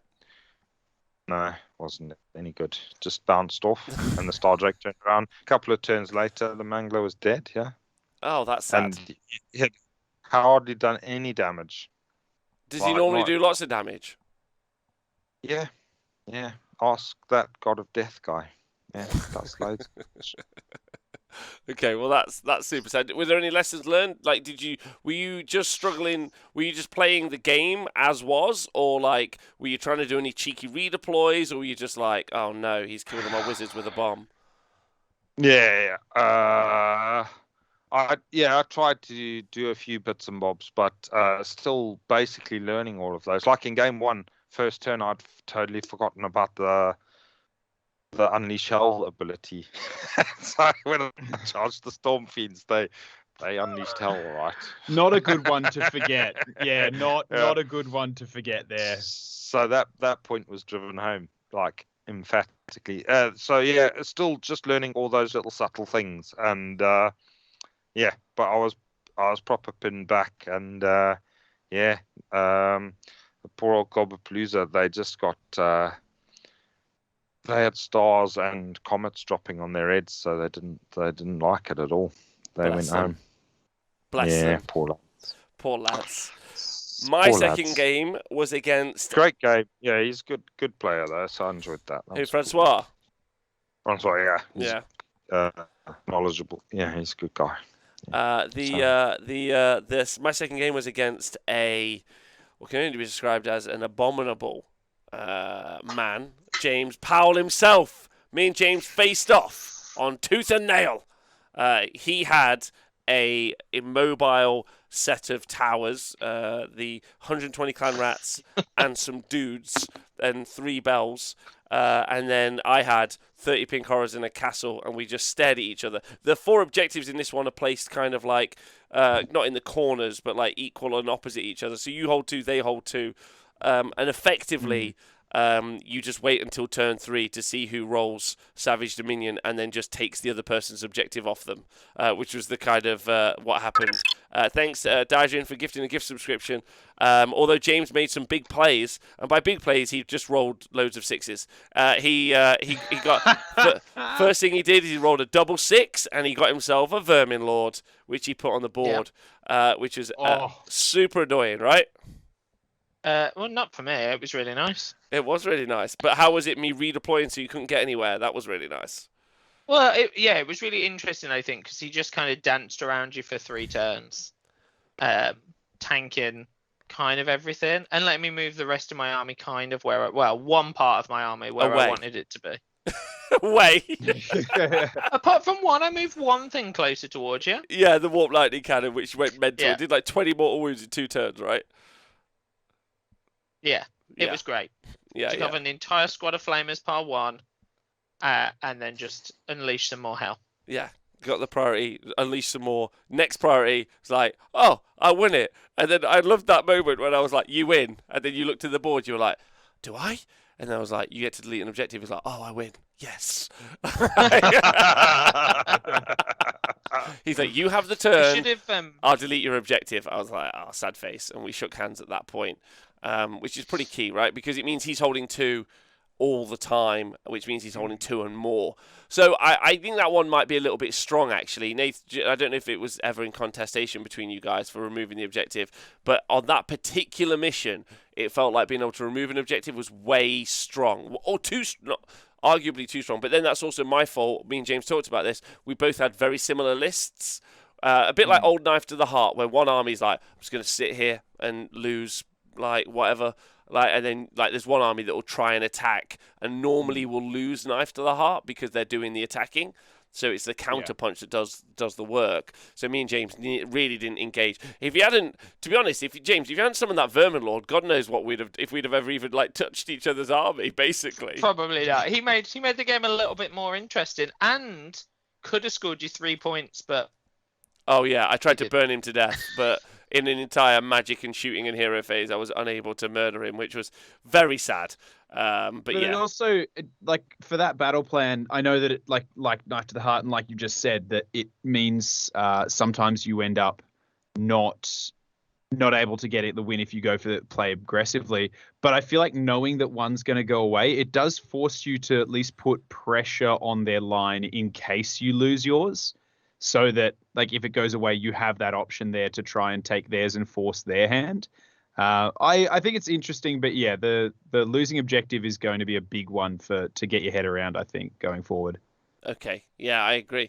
I think that's actually going to be really key, because in some particular games, like if someone, like in that particular one, there are 4 objectives, so you can really aggressively attack one objective and then lift, like, and then if you're kind of controlling 3.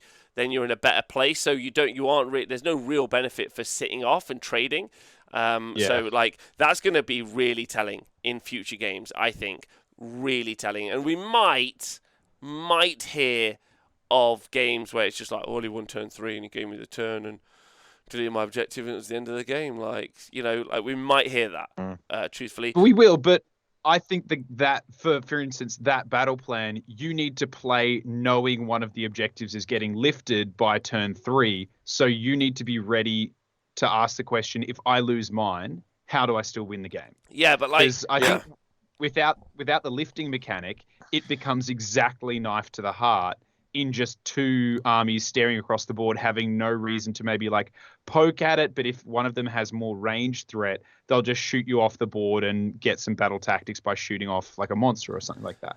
And that's how they'll get the win. It's Whereas true. this Yeah, forces but that. I think it does throw the balance towards whoever deletes the objective, because hugely.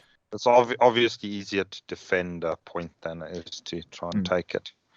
Yeah, so the one of the Although, yeah, because me and James both had similar armies, right? Like James, I didn't have the output to ever kill his army. I don't think, maybe, and James similarly didn't have the output to kill my army either. You had no output to kill mine, and I had no output to kill yours, and neither of us were going to get on each other's objectives because there was 40 models on mine and like 10 on yours that would have become 100 million.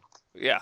So like it's an interesting game. Actually, I really enjoyed that game, James, just because it gave, like, we didn't really do much, and like you said, Summoning the Vermin Lord was good, but actually probably like it really made me like go back to that list writing thing in my head and say to myself, right, probably you can't play that style of army if that mission is going to be in the pack. Yeah. Otherwise you just lose, really.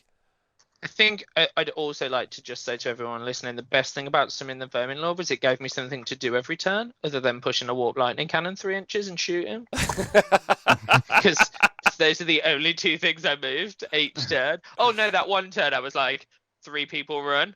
That did that one turn, and then the next turn I was like, this bell's a monster. Cool. Yeah. Yeah, I'll try and conquer it, and then it was over. There was turn 3. It was like, cool, this is all done. Thanks, Helgamar, for resubscribing. I hope you're super well over in Iceland. Big love to you. All right, Nathan, game 3.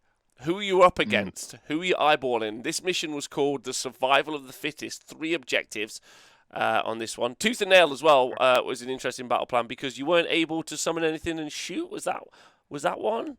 You had to deploy. You couldn't. well, the summon stuff was weak and poorly. Yeah, and everything was deployed on the board, which I thought was going to give me a huge advantage against the Stormcast, but no, they just pushed my poo in, so that was that. So what happened? What happened in your third game? Who are you playing? I played this weird voodoo guy that had this Beastclaw Raiders army with Kragnos. He's like some sort of crazy shaman guy. This is my favorite story from the weekend. It was like being run over by a witch doctor, by Nyanga, because just. So you were playing Tom Layton from the 40k show. His first Age of Sigmar event ever. James, you also played him. So if if you shout out if you need to back Nathan up on this story, you played him later. What happened, Nathan? Dan, you're gonna like this. What was he doing? Throw it at me. So his army was Kragnos, and then a Frost Lord on Stonehorn, and then some Mournfang, and basically it's the one where there's some predators or something like that go around and do stuff. Basically, you've got to pick 3 of your dudes to go and kill 3 of their dudes. So obviously it was Kragnos and this Frostlord dude, and I had some goblins that were mine, and a pair of Mangler Squigs. And so he just like charged into me, pinned me back, so I was struggling to get anywhere and score points. And again, I just couldn't cope with these extremely tough dudes like Kragnos and the Frost Lord. Eventually killed the Frost Lord and quite a few of the Mournfang, but by then Kragnos had just worked his way through the rest of my army. So but the crazy thing was he was just so fast. He was just like down my throat. But not only the speed of the models, but the speed at which he moved the models, threw the dice, spoke the words, looked in my eyes, made me tremble, counted my dice before they had even landed. They were flying through the air, and he told me how many he had hit. And by the time I counted them out. He was 100% right. I took to rolling my dice to right behind terrain to stop him trying to do that thing to me, but he was right all the time. Then, even though I think if I'd rolled them on the floor under the table before they hit the floor, he would have told me how many dice I'd rolled and what numbers they were, and which order and where they were. He's like a magician. So, Nate, were you dealing did he have two like Siberian white tigers? Like, is this possibly some kind of Vegas Probably. magician? Like, Yeah. No, seriously, I'd roll 30 dice for my grots, and they would just land in a big pile in front of me. And I normally have to pick out the hits. I don't bother counting how many have hit or anything like that. Yeah. I just pick out the misses and then pick up the dice. But he would just look at the pile of dice, like instantaneously say 22 hits, and then look at me in the eyes, and I'd just look down and say, okay. Sure. Yeah, okay. Take it. I've still got to take out the misses. I'm not just going to pick up 22 dice. I take out the misses, pick them up. Yeah, okay, there's 22. Throw those 22 dice. Literally, before the last dice is finished spinning, that's 13 hits. Oh, and he's picked up the 13 dice and rolled them, and I was just like, wow, this guy's got special eyes or something. He's got gravitational powers. Like, he can feel what's going to land on the table and just knows what the opposite side on the D6 is. James, not to ruin the story, James. Affinities for cubes. Yeah, James, not to ruin the story, but you played Tom with the same list on the Sunday. Can you back up Nathan's claims of superpowers? Yeah, it's funny, isn't it? Because I'm listening to Nathan and I'm thinking, if I was anyone else, I'd think he was insane. But now I've also played Tom, and it was the fastest game. So it was his 6th of the game. I played him on the last game on the Sunday. It's the fastest game of Warhammer I've ever played in my life. Yeah, it was his 6th game, and we played 5 turns all the way through in just under an hour. Of a brand new game. Helped by the fact that he was playing Kragnos and a Frostlord, right? Like that's the majority of the army in 2 models. But I honestly don't think it even matters, because I wasn't. And at points I was like, oh, these guys charge, they do this, and he's like, cool, that, yep, this, that, done, blah, blah, blah. And so in the end I was like, this is the easiest game I've ever played. I don't even have to know. He's just telling me. So I'd be like, he'd be like, oh, they're 11 attacks. I'd be like, cool, roll 11. He'd be like, you hit on 3s now. Win on 4s now. I have to save now, and I'm like, this is great. But there was one point where I got he's super new, so I'm going to talk about this because it threw me. So I like to think that if anyone's ever played me on stream, I'm normally quite chatty anyway as a person, and I'll chat through my game and I talk through what's going on. So at the beginning I was like, do you want me to go through my whole list? He was like, no, I'll get it as it comes. So we're going, and I got a go trick on day 2, and I charged go trick, and I'm like, and by this point we're only 2 turns in, and we're maybe 8 minutes, and I'm going so fast that I'm rolling go tricks first, and I'm like, cool, the 6 are Morwood, the 6 are Morwood, and he was like, whoa mate, slow down, I don't know what's happening. And there was just this moment where I think not that I ever have, but if I was in the car and I hit a brick wall, I think that's how I'd feel, because I was going 1,000 miles an hour, because I felt like I was just keeping up. And then he was like, slow down, tell me what's happening. And I was like, but you seem to know everything. You know what happened to you, James? You know those videos where you see someone on a skateboard going down a really steep hill, and they're just getting faster and faster, and you see that moment when they realize, oh shit, I've hit terminal velocity and can't stop. And then the board starts to wiggle, and they're keeping it together for a moment, and then they just fucking slap down onto the concrete. That was you. You got to that point, you're like, oh God, I can't stop. Oh God, I can't stop. You needed someone to just come and grab you and hold you and be like, hey, calm blue oceans. Just breathe and find your peace. Gotrek can murder anything in his own time. You were just zooming down and couldn't sleep. And I have to say, big props to him, because I don't play enough 40k to probably ever play him. And if I did, I think I'd be tabled turn 1. But It literally probably like as far as games of Warhammer go, it was one of the most memorable games I've ever played. And I think if he actually put his brain to it, because we had a big chat after, and he was like, "Oh no, I play too much competitive 40k. Like I wanted a nice easy army for this, and I'm never gonna take it hyper competitive." And like a bit later on, like probably when I was driving home, I was like, "Oh my god, if he ever went competitive, we'd all be doomed." That's crazy. Absolutely crazy. Oh, Yeah. I loved Such Nathan's game. reaction. He was like, "Is this man a warlock?" Like he was like asking me genuinely. He was like, "A warlock's real, and is this man a warlock?" Yeah, I'm on board. I think he is a warlock too. Okay. So did you win the game against the warlock, Nathan, or what? Oh no, 20-0 all the way. Like I said, he just pinned me back and then smashed me up with Kragnos and Frostlord. I managed to kill some stuff, but he just killed all of my stuff first. I love that he Really doesn't fun. even ask what your opponent's army does. They're like, No, he didn't. Yeah. he doesn't give I've a got shit. this. Can I tell you what any of my stuff is? No, it's fine. We'll find out. Right. What a baller move! I'll find out when I get there. Yeah. I guarantee it's like, just that thing where it's like, I guarantee you I know what you're going to do before you do it. So let's just roll some dice and I'll tell you how it happens. I really like that what Grinaldi pointed out in the chat that like if you came back in 15 minutes after, he'd be like, all right, mate, you won 16-4, good game. Like he's just already played out the entire 2 hours in his head. Unbelievable. It was good. Skink's in the chat, who's James Hobbs. Big love to him. I was rolling Skink volume dice, and I can't think, let alone see as fast as him. So, a legend was born this weekend, which was fun. Because when Nathan finally told me that story, I told James, and James's eyes lit up. He was like, yes, this is insane. Apparently, Owen played him. He said he helped me beat him. He talked out turn 5.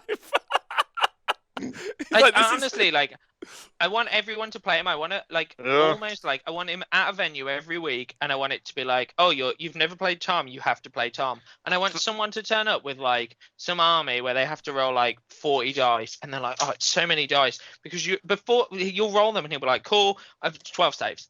And you'll be like, I haven't rolled wounds. And he'll be like, hang on, go on then. It's 12 saves! And everyone's minds are just blown. Yeah. Thing is, he could turn up to a 60-player event and play all 60 players on the Saturday, and would all be done by lunchtime. And Nathan would be in the corner still playing his one game. And then he turns around after that and he says, okay, sweet, yep, good game, everyone. Blah, blah, won the tournament. I've played you all. Blah, blah, you won. And I believe that man as well. Like, I trust that assessment. Oh, Dan, I want you to... Yeah, I want you to experience it, Dan. It's unbelievable. I'd be so keen. Yeah. All right, Nathan, so that was your final game. My final game was against Meg Facey. That's right, Meg. What up, Meg? With her 2 Bastiladons, Basil and Donald, and the Stegodon. Me and Meg had a bet at the start of the game. She was playing Seraphon. I was like, if I beat you, then I get to name your Stegodon. That was the bet. And she was like, if I beat you, Rob, I get to tattoo your forehead. And I was like, it's on. Yeah, so there's some big stakes. There was some big stakes on play. Not really fair stakes, if we're being completely honest. Mm-hmm. Like a tattooed forehead versus naming a person's model. But I don't honestly think like... you could meet a sweeter person. She would probably tattoo like, hey, I'm a nice guy. Like something really kind, because she's just really lovely. I'm saying it's unfair on her. Naming someone's model is like a really big step. You just getting a forehead tattoo. I assume that you had lots of those. So my hairline just wears is loads real. of cover-up makeup. Yeah. It's correct. Also, it's Meg's boyfriend's girlfriend, Meg. If that makes sense to anyone in the chat.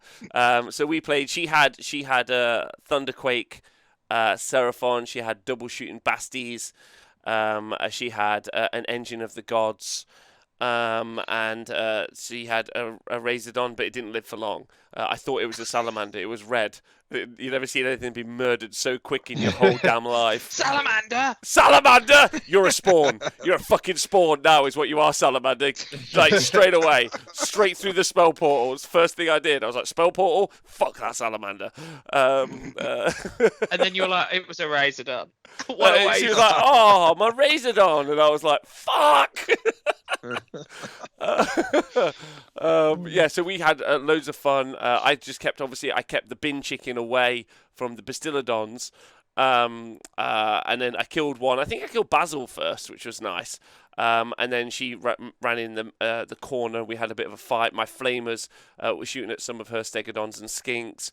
We had a good old time. She completely forgot to bring in a chameleon skinks on turn 4, which she thought was hilarious. Her bases are made of glitter. It was one of the best games of Warhammer I've ever had. Yeah, she was a delight to play Warhammer with. Really fun. I couldn't ask for a better opponent. A lovely treasure. So we had a really great time. And then it was a draw. Yeah? A draw. Yeah. Yeah. Which puts me in a bit of a good position also on the kind of like, a bloke in Warhammer front, right? Like, because I'm no better than women and no worse than women. So like, I don't get called a cuck or whatever by the angry right guys, but at the same time I'm not a misogynist or whatever from the other. So I'm like I'm perfect. I'm level pegging. Equality is what we're looking for. So we got a draw. So I'm really, James, don't you laugh at that. That makes So he was laughing at the pegging. Yeah, I was about to say, did Meg's boyfriend's girlfriend peg you, Rob? Yeah, with the Bastilla level dog? pegging. Level pegging is what we are. Perfect Level pegging. pegging. Is where we're at. Because you're both on the same level, so that's why you can do it. It'd be really hard to do if she was like on the top floor and you were on like the ground floor or something of a building. It was great. I had a lovely time. I get shot with Bastiladons. She kept rolling Enter the Gods. I had no idea what the fuck they were doing. She was like, Enter the Gods, really excited, and then she was like, she would just sigh heavily after every time, and I had no idea what was ever going to happen at any point. Like it was a mystery to me because I don't even know what the new engine does. So she would just be like, roll some dice. She'd be like, and by like turn 4, she was like, I just want to summon some bloody Saurus. And I was like looking at the board, and I was like, why? What's that going to get you? Like in my head. And she's like, I just want to because they're fun and I've painted them. And I was like, fucking let's go. And then the engine did it. If I could have, I would have Kairos dice rolled one of them. Like, because me and Owen, I won't ruin the story. I'll tell you about that later. So anyway, that was my day. I didn't win the event, sadly. I lost 2 and I drew 1. I lost to Ollie and James and I drew against Meg Facey. That was my day. James, how did your day end up? Day 1, what did I do? I lost game 1 to Mark Wildman. Cheater. Doesn't count though because he cheats. Yeah, it doesn't count. He's like, so he kept going on about some ETC things, so Cheater. Who knows? I was so bored, I was half asleep. But also lovely guy. So yeah, played Mark, lost to him. Played you. Won on turn 3. And then, with 0 things basically being dead. Yeah, with nothing happening. And then on my last game of the day, I played Nick Thompson, and we play quite regularly. Oh, so sorry, I didn't ask. Carry on, please tell us. Oh, and then yeah, played Nick Thompson last, and we play quite regularly. And we played the other week, and his dice were appalling, and so he had a little paddy and cried. And then got mad at his dice, so we drew that last game, and I was like, "Cool, let's go. Your dice are going to be awful again," and just got in his head, and his dice weren't awful, but then mine were disgusting. Like every dice I rolled was exactly what I wanted. No Vermin Lord came, but every time I rolled, I was like, "Warp Lightning Cannon. Oh, it's a 3," and then I rolled them. I was like, "Oh, missed one. No ones." Take 12 more, like 11 mortal wounds, and then I did it again. And I was like, it's a 3. I won't be as lucky again. I was like, 1-1. Oh, 1 mortal wound for 10. So yeah, I think in 3 turns that went ham, and that was also the game where my rattling gun went through a hole with more warp power, overcharged, got an 11, didn't blow himself up, shot off a griffin, and then took one mortal win for more walk power. So you just had a great time with the Skaven. Yeah. They just that day they were like, "Oh, Nick's not playing Skaven. Kill him." I think I'm very likely to play Skaven at some point this year, like an all scryer list. There's just like no way I'm not doing it. It just looks like it's so much fun. I just think like I think it's one of those like I know I always talk about like not ever really caring about being that competitive, and I think Skaven's more fun because well, especially that list, like there's so many dice you roll each turn. It's like the bells like can be so powerful, and then you roll a 1 or a 2, and you're like, oh, killing myself, killing my mates, killing my mates, all my mates. And the rattling guns, it's like, oh, blew himself up, shot 2 shots, great. And then you have the next turn where you're like, oh, that guy shot 11 things off the board, did nothing to himself, even better. Yeah, they look like so much fun. So that was the end of the day. Mr. Benjamin Saville won. Darren Watson in second. Ollie, 12 years old, beat me, path to victory. So don't laugh because he beat 2 other people. In third place, oh no, he beat 1 other person. In third place. So big shout out to Ollie there with some big points. So that was the end of day 1. Going into day 2, we also had some lovely food, by the way, provided by Mr. Mark Wildman. Even though he is a cheater, he does provide great food. And that's the same food they're going to be doing at War in the Heartlands. And if you haven't got a ticket, or if there is, I don't think there's a ticket going spare anyway. I wouldn't go anyway because Mark Wildman's there and he's a cheat. But the food is glorious, so I probably would go for the food. So it kind of balanced. Dan, question: run by a known cheater, Mark Wildman, or great food? As in, you mean the scourge of Australia? Yeah, the scourge of Australia. Enemy. Australia's number 1 enemy. He's actually like a lot of our special forces have been deployed to hunt him down. You know those packs of cards with like the most wanted people's faces on it? He's just on the front of the pack. You're too busy arresting YouTubers, Dan. You're too busy arresting YouTubers. Big shout out to Friendly Geordies. Yeah, that's what we do. Yeah. Shocking that. Anyway, for those who haven't seen it, go and watch his channel because the things he posts are hilarious, but also like really, really intense. And also regionally specific. I had no idea what's happening. Nathan. Yeah. Food. How was the food? Did you enjoy it? Yeah, I didn't stay there the Saturday evening to have some of the food, but I did get to try some of it the next day, and it was fantastic. I'm kind of glad to hear that it's happening at War in the Heartlands. So yeah, I'll go and get that. Sounds like a good meal. I'll go and get some there. Agreed. Now, the weirdest bit, Dan, I'm gonna let you know this now, because it was a private event run by Francois. It was, get ready for this, Dan. It was a Warhammer event with a free bar. Free bar. Yeah, it's a Warhammer event with a free bar. James, how was that for you? Yeah, really good. How did any games get played? I mean, Nathan finished like 3 turns in 3 games. Yeah, that's true. And then 70 turns when I played Tom. So can I? So at my event on the weekend, the thing that my contribution to it was I came up with 6 different shots, so 1 for every face on a D6, for us to roll during the event to make people do all of these random different shots. And that was hilarious. I took photos. I'll post them on something later on. But that pales in comparison to a free bar. That's just spectacular. It was a fascinating time. It was a fascinating time. I was very concerned. I was very concerned for everyone's livers, but they lived, which was pretty important. So yes. Then we played a team event on the next day. We did teams pairings, which was super fun. James, you were in green team. Am I correct in saying you were greens? That I was. You were green. Nathan, you were in purple. Chains. We were in the Chains team. Chains team. I was Culture Chains or something. I was in orange. Team Orange, which is super fun, and we did teams pairings. We won't go through all of it, but some games. My first. Nathan, what was your first game? Who's your first game against? So I changed my list for the teams.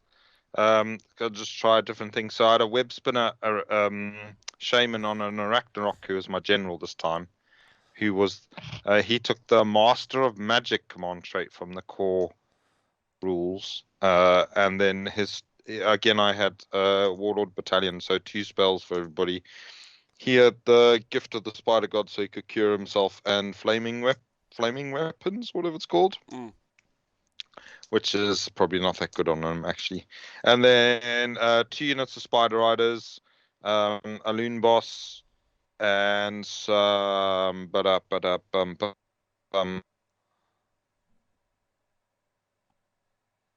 Oh. Oh, he did a song. And He left did. us. He started. It's because Sorry, Ba-ba-ba-ba-ba. Nathan, we lost you. What did you say? So hello?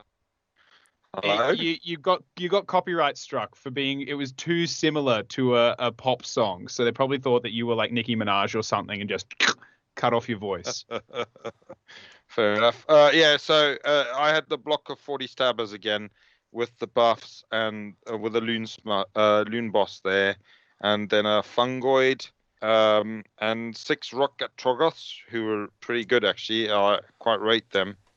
The pair of mangler squigs again, and just 2 ender spells, the Malevolent Moon and the Scuttle Tide. So similar, but quite nice actually. I like the rocket troggoth in the list. They turned out to be really good, and the Spider Riders were great. Little units of 5 Spider Riders for 100 points are actually proper good. So, we'll come back to that if you want. Yeah, why? Why were they? Yeah. Well, just they come with a 5-up save, 2 wounds each, plus 2 bravery from their banner. So obviously you can do all-out defense on them. This bicycle is really good, really good. It comes with handlebars, wheels, and a chain. Like nothing there stood out. You were like, they've got 2 wounds with a 5-up save, and they also get plus 2 bravery. You're like, okay, Nate, give me the sauce. This is just a lot of potato, no spice. But they're only 100 points, so they're quite cheap, really. So Okay. It's just like a little screening unit. And then with being able to do the all-out defense, they're a 4-up save, so it's decent. I mean, in the last game, somebody picked them as a unit to take off for the battle line, battle tactic. Yeah. Charged in, didn't kill them all. Oh, So yeah. okay. How come? I suppose with the +1, did you use take cover, +1 save on him? Yeah, all-out defense. Yeah. And it was a unit of 5 Staliarch, whatever the hell they're called. You know. Yeah, Staliarch Lords. Yeah. No, not Staliarch Yeah. Lords. Not that's not right. Whatever. Yeah. The Dead Knight guys. You done me over there. They bounced off them. Kavalos Death Riders. Yeah, them lads. Okay. Rubbish, absolutely rubbish they are compared to Spider Riders.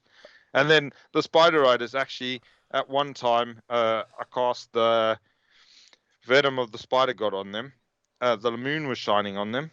They went in and did like 8 mortal wounds or something like that. So, yeah. Wow. Pretty, I mean, they're particularly good against... Yeah. They might be really good in the meta versus all the armor, right? Yeah. I enjoyed using them. Obviously, they do die pretty quickly if something gets serious about it. But yeah, they can surprise people, and they're actually quite fast, and ignoring terrain when they move and stuff like that is really good. So yeah, I like them. Okay. And it's actually quite a big screen because they're in a unit of 5.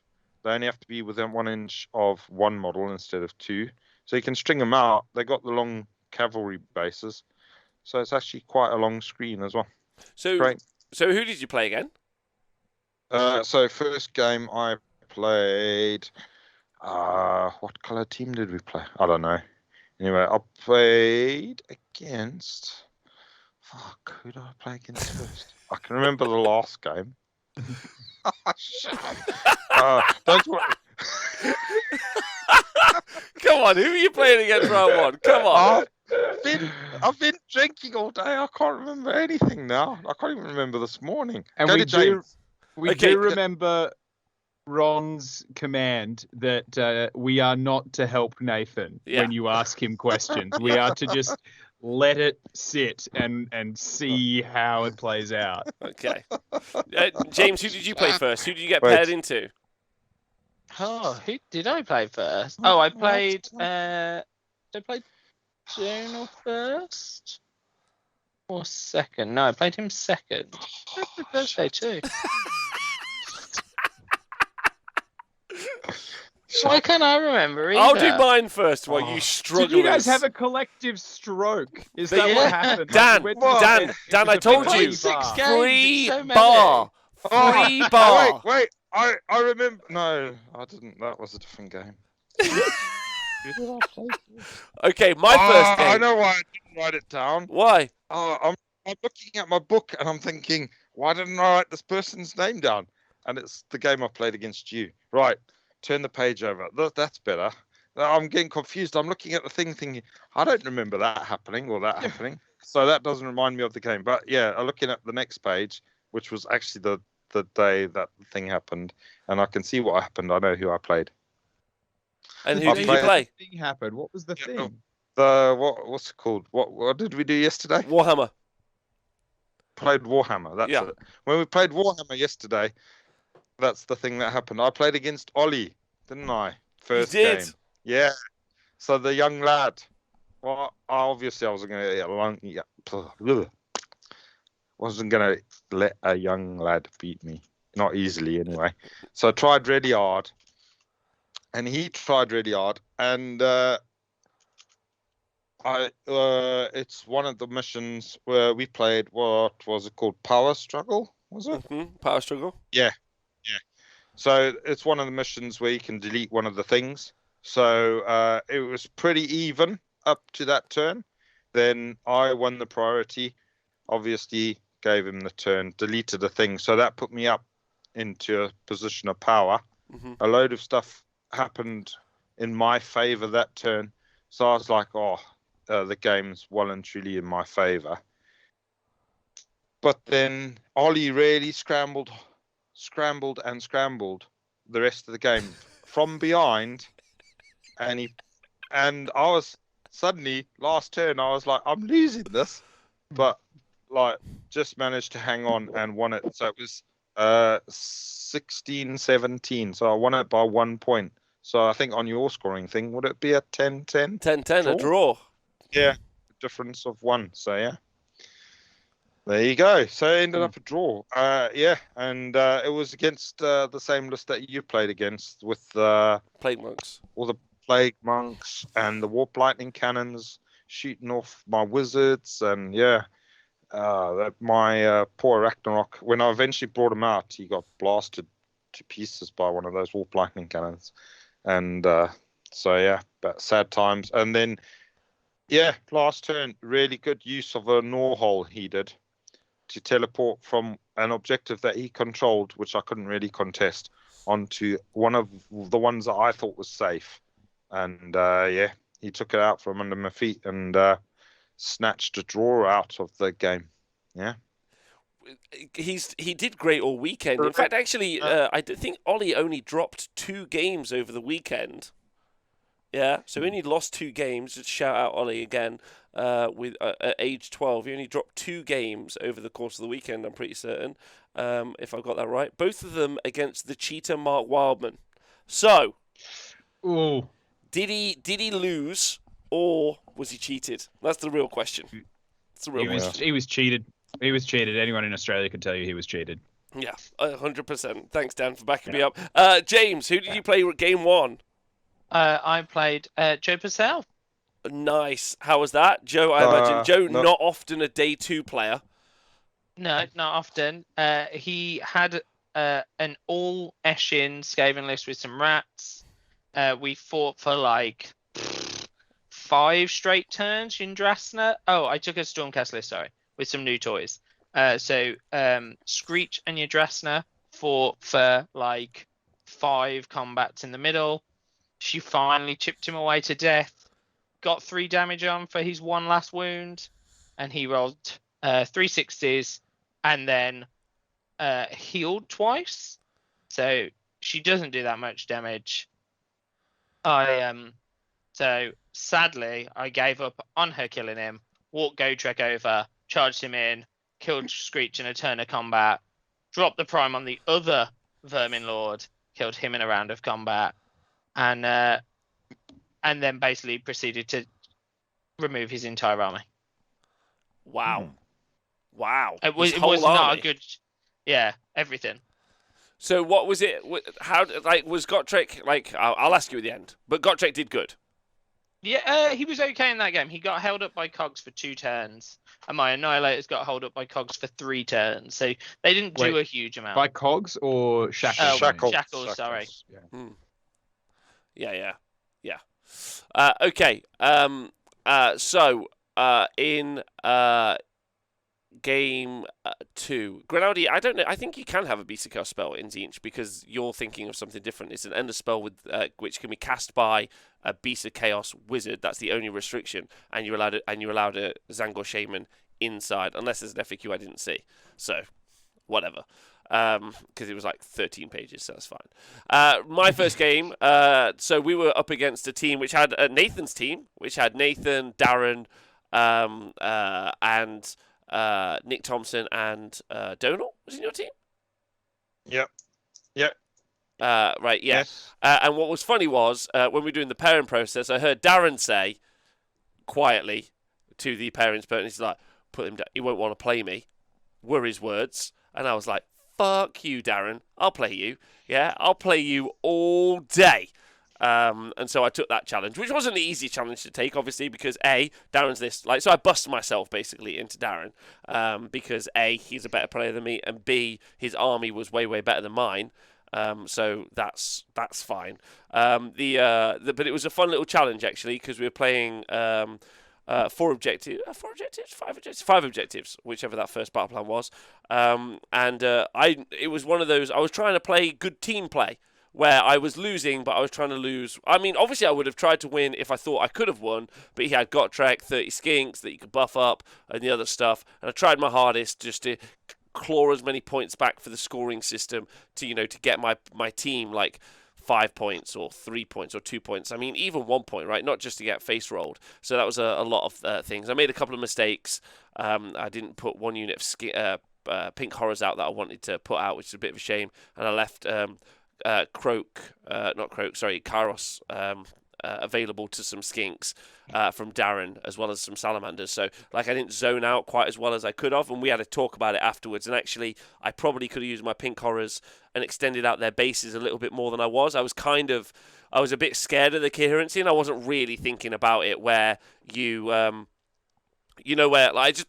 basically had them all base to base, and that was about the max that I was screening out. But you can gain, I think me and Darren talked about it, you can gain about 4 inches actually, even on 10 32mm bases, if you just have a line of 5 and they're basically an inch apart. Then you have the other line behind them about an inch apart, but in between the gap of the front rank, if that makes sense. So you can gain about about 2 inches either side, which in total is about 4 inches, which is quite a lot for screening the board, really. And so especially then when they start splitting into blues as well, because then you're if you want to get really techie about it, they're splitting further and further into across as they go. Yeah, you can be, yes, of course, yeah, which I was doing, when I eventually ended up playing Owen, so still some things to learn there, but yeah, I didn't win that game, but I was really happy to take on the challenge of someone who I think is phenomenal at Warhammer, and it was a pleasure to play against him, I had a really great game. I loved it. It was really fun. Gotrek, though, I didn't touch him. I didn't even touch him that game, because you just can't, right? He's going to heroically heal every hero phase. Why would you touch him? Yeah, that heroic healing thing is super, super strong, especially for people that got bravery. I think I only tried it once. Some armies, it's just pointless. It's just a rule that we can't use, to be honest.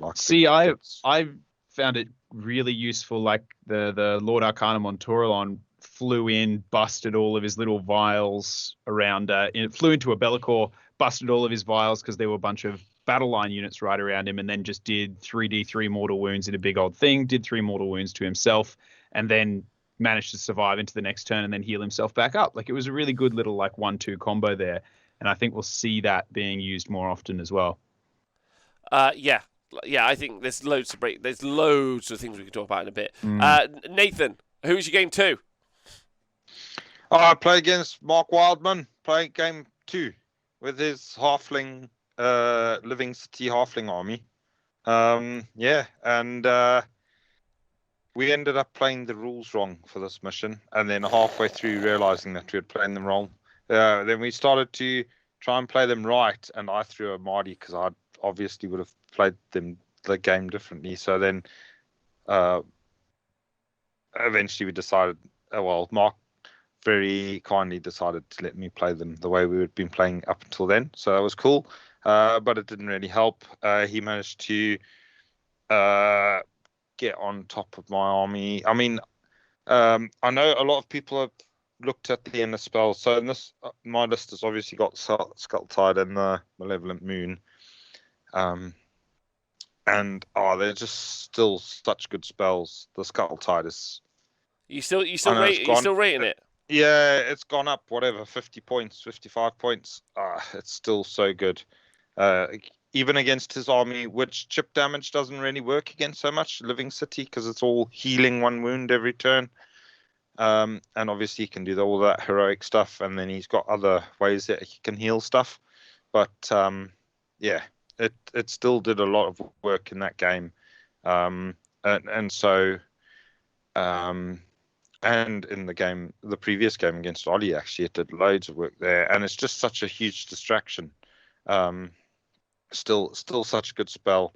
It was a pretty close game, but he edged ahead, like probably in the middle of the game, and then just kept that margin. And then come the end of the game, he still had a lot more stuff on the board than I did, and he had just whittled me down. So like the last turn, he was able to just proper put it on. So yeah, it beat me by about a differential of about 4 or 5 points. So what's that, like it's differential of 2, isn't it? So it's probably something like a 12-8 or something like that.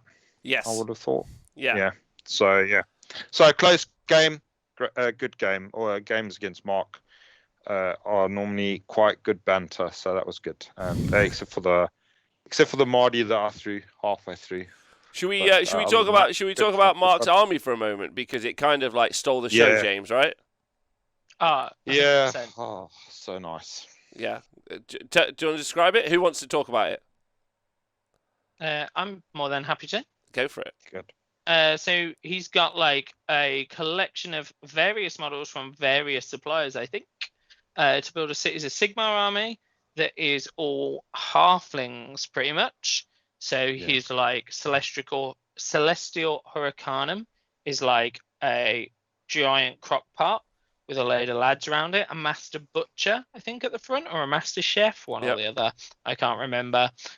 He's in true Mark fashion, his Griffin is a giant cock. So, cockerel. Cockerel. Yeah, that's pretty great. His Pistoliers are these little archer goat lads. His Demigryphs are like dual little pig riders. Oh my god, they're so good. The Demigryphs. Yeah. Just all of it. It's just such an ace little army of halfling. It's just great. Like, and I don't think I can do it justice. I don't know if he's posted pictures of it anywhere yet. I know he took some at the weekend. If you pick up each little model, he's like the little halflings. I mean, they're cute little fellas, aren't they? And then they've got like little round helmets on where he's painted like stripes or checks or whatever. But then you look even at the jerseys that they're wearing, and he's stippled, so it's got like a woolen appearance on it. Oh, that's cool. It's like it's so good. Over the top. It's proper great. And yeah, the pigs. He's got pigs and dogs and chicken and sheep and everything running around in amongst it all. And it's yeah. And he's got some Kurnoth hunters in there. Well, and they're the old Treekin? yeah, those are the ones. The old tree, the monstrous infantry that they used to have. Yeah. And it's all over his Twitter. It's all over his Twitter. If you guys want to look. Yeah, like it's all over there, and it's just insane. It's insanely good, right? Yes. Yeah. Definitely. So, James, who was your second game? My second game was Donal. Ooh, Donal Taylor, the Grot Terrorist, right? It was, yeah, but he cheated because he was playing ogres. No grots there. Oh, that doesn't sound like his MO. So he had a Kragnos, a Frostlord, and some ogre lads.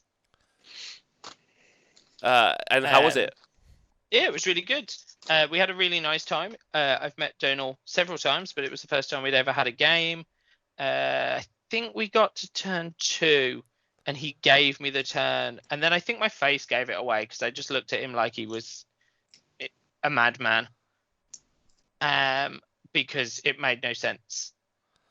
So we talked for probably 20 minutes and then went back and he had the turn, and then he rolled like a monster. And I thought I'd lost the game on probably turn 2 or 3. I think we were on turn 2, I think it was. And then somehow from the clutches of defeat, I clawed my way back, got into a great position, had my Annihilators up to charge his objective and take that one, and Gotrek 3 inches away, shaking his fists at Kragnos to take him out. So I rolled my charge for the Annihilators. They went halfway across the board. I was like, amazing. Gotrek, double 1. It's okay. Haven't used my reroll. Gotrek, double 1. Oh. And that was the game. Oh. That's heartbreaking. Oh, buddy. Double 1. Yeah, double 1 to double 1. Yeah. 4 rough. ones in a row. Yeah, that's pretty rough. That's pretty rough. But it was a great game. Great game. I mean, look, Gotrek really didn't want to fight. Like, maybe he's turning over a new leaf and he's finding himself in a peaceful place. Yeah, it was even worse because at the end I was like, oh, can we roll it out just so I can see what like Gotrek into Kragnos does? And it was like, yep, I didn't roll that well. So it might not have made a difference. I was like, I've only done like 9 wounds to him or whatever. And he was like, then I'd hit you back. I was like, yep, let's do that. And he was like, 1 wound.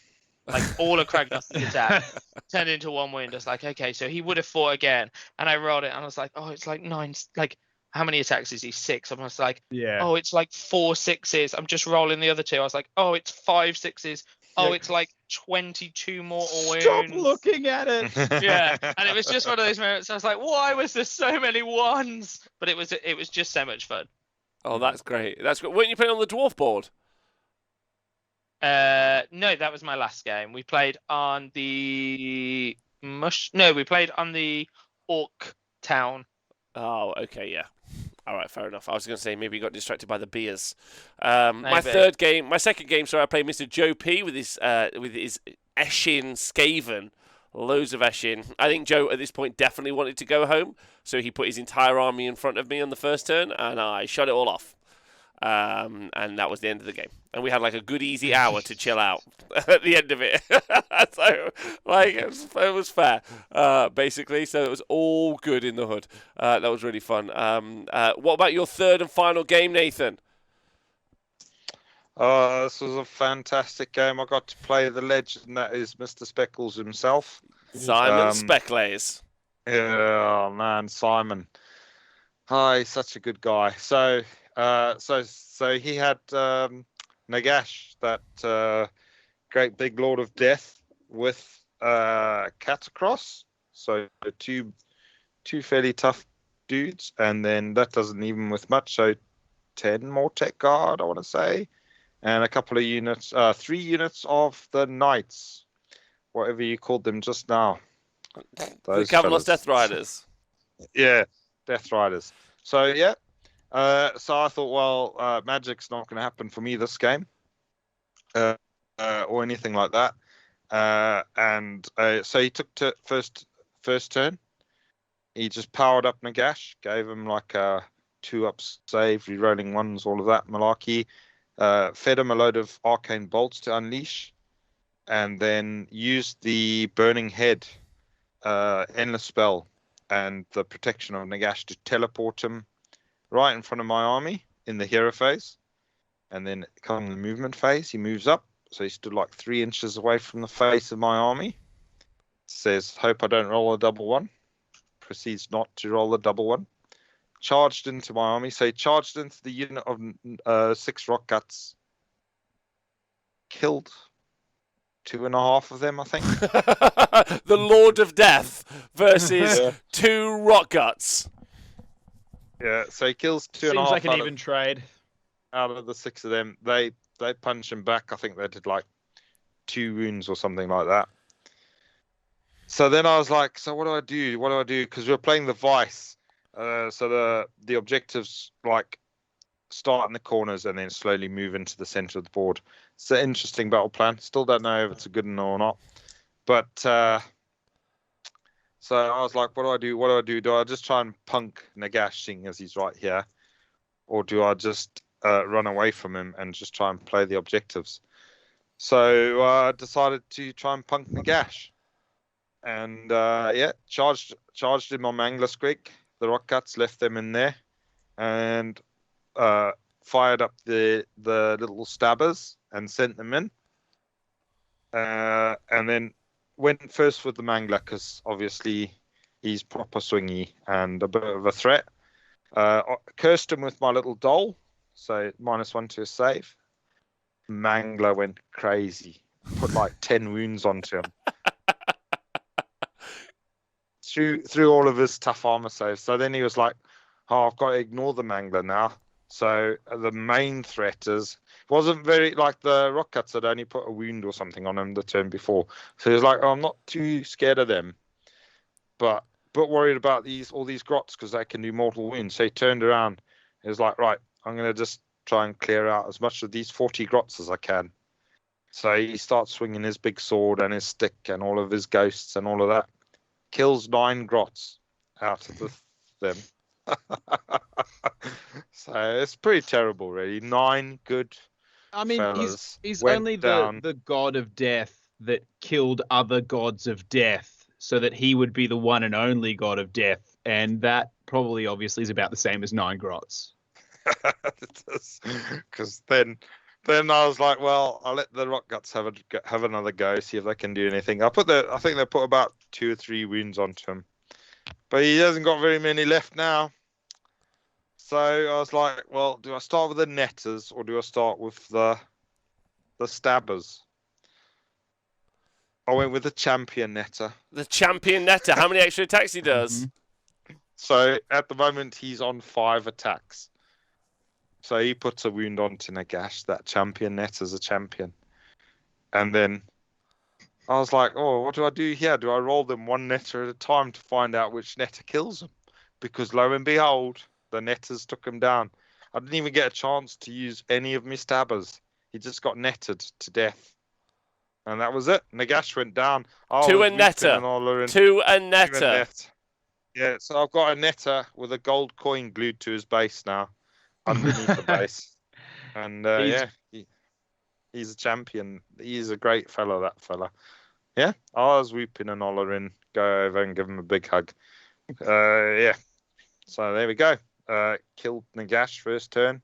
And then obviously just he didn't have any magic left. And so Scuttletide really just put pain into his army. And then I just moved up. Mortal wounds from the spiders. Taking off most of the knights. I think he had a couple of knights left, 1 Mortec guard, and Catacross left at the end. So yeah, it was pretty dominant performance by the Grots. Finally woke up last game of the weekend. To good old Speckles and his Nagash fella. So it was great, awesome. I enjoyed it. I like to think Speckles did, but I'm not sure if he did. James, who was your last game against? My last game was I've already spoke about. So I played Tom from the 40k show, and it was a roller coaster of joy. Just a roller coaster of rage and speed. Yeah, it was. Do you know, like, I mean, I'm not a roller coaster fan. In fact, I hate them. But do you know, like, when people go to Oblivion, like, we walked to the table and that was going up, and then he was like, "Hi, my name's Tom. Let's play." And I was like, "Okay," and then it was done. And we drew. Well, I think we drew. We called it a draw. Then I realised I got a point more for the monster, but we called it a draw because we'd shook out. Well, we'd called our game a day. That's okay. All right. Yeah. I mean, he's amazing. Yeah. And if it's only a point, and I think it has to be 2 points for it to be. Yeah. Yeah. So it was still 10-10. Yeah. It wouldn't have made a difference to the score, but I also think like we'd called it at 9. Yeah. All about that. So my final game, we were all playing the Vice as well, which is a battle plan I suggest everyone plays. So in the 4 corners, for each player, so 4 objectives in the 2 corners. They deploy in the corners. Oh my god, there are 4 objectives on the board, 1 in each corner. It's Fortnite. Thank you. It's Fortnite. At the start of turn 2, they all move into near the center, and at the beginning of turn 4, they all move into 1 objective in the center. I played the Owen Jackson, the Owen Jackson with his Nagash Petrifex Elite TM OCR Bone Reapers. We deployed quite far away from each other, which was interesting. I put down at this point it was very late in the day, and I put a unit of pink horrors on like what I thought was a good piece of terrain. Then I realised I would have to spend the entire game walking around to Owen's side of the board, so I completely changed my deployment and just deployed everything in my left-hand corner. I was like, I'm not doing that. I ain't got time for this. I don't care that much, which was fun. And then interesting one with Nagash, because like Owen dominated when he was in unbind range, he dominated me in the magic phase. I felt like a little baby sub just getting the full kick in. Yeah, like I was tied up in a Hiroshima Kaboo, whatever, knot, and I was getting flogged like there was no tomorrow. But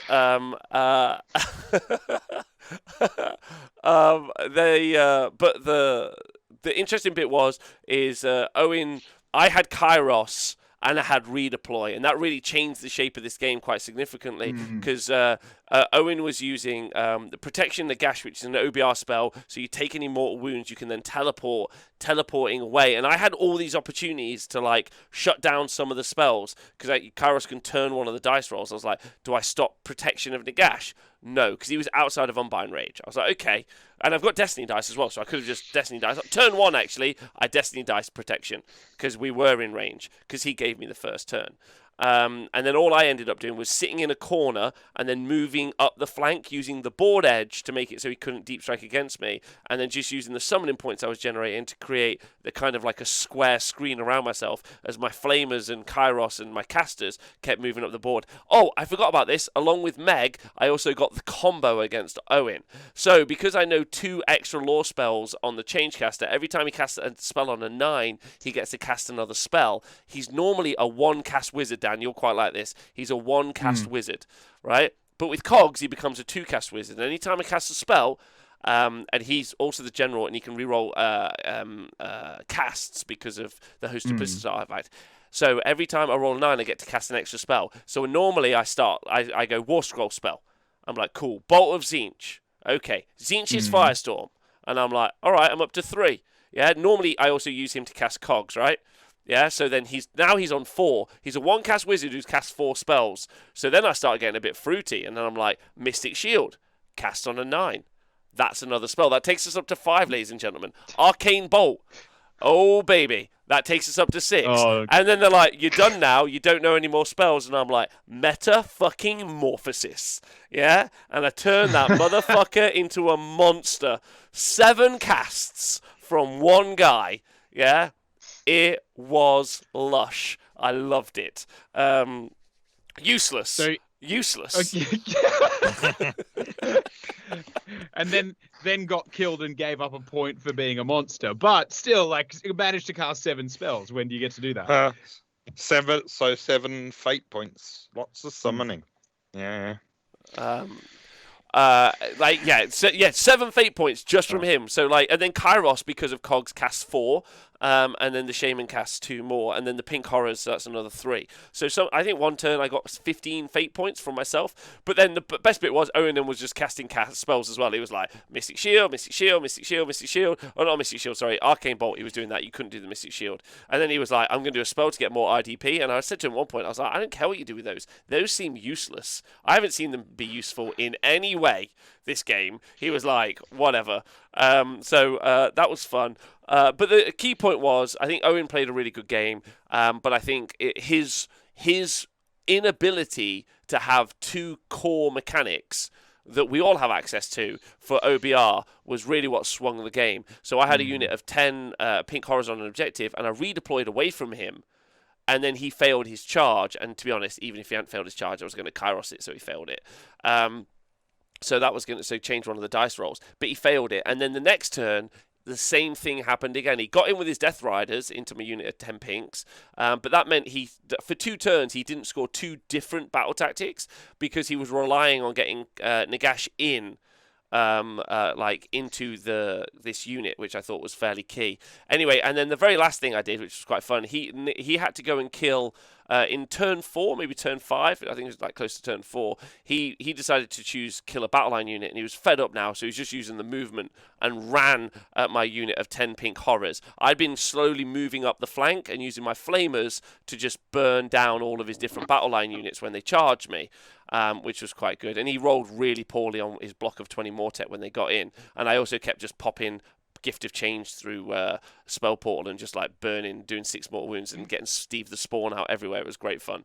But the key point came when he was going to get like all of his arcane bolts together. He was going to summon them all up, and then he was going to charge into his battle line unit, and then he was going to kill him.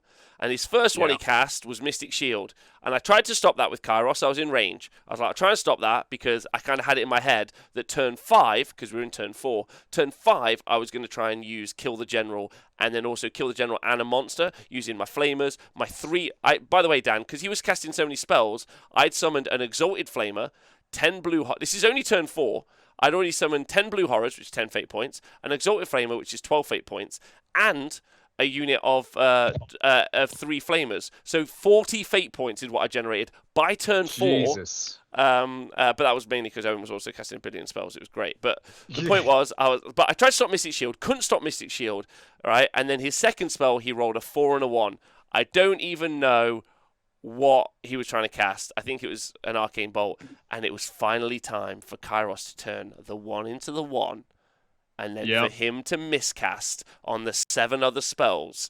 Yeah, so he took D3 mortal wounds, wasn't able to get and enough. that was it.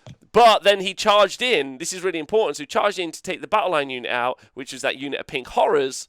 And because I think he wasn't able to unleash all those extra mortal wounds, because he had a really clever play in turn 5 where he gave himself protection to Gash. So he was going to try and make it so that my fight, I hit him, he then... used the teleport spell to jump onto an objective. It was super clever. It was really, really fun. But it was just the Kairos thing. And honestly, don't think I ever want to not play with Kairos again. I felt like I had a loaded gun every game. Every game I would like look at someone and be like, oh my God. But it did come out that the very best play ever can happen in Age of Sigmar. Ever. I'm going to call it the Pity Kairos. Yeah. So let's say you need a big charge. I'm playing James and he's got his Gotrek. Yeah. He rolls a double 1. Yeah. And then I just go, do you know what, James? Don't worry about it. Turn the 1 into a 6. The Pity Kairos. The other way. Dan, I flip it on its head. I don't be evil Kairos. I be good guy Kairos. Yeah. I give people a cast, or I give people a bonus. I'm for it. Like, imagine that. Imagine what would happen in your head when someone turned into a positive dice for you. You'd be like, excuse me, what's happening? Yeah, but also I'd be like, what do you want for this? Like, what are you expecting? I want you to know I don't feel obliged to owe you one now. Like, I'm not going to fail to charge. He's just setting you up for a stand and shoot.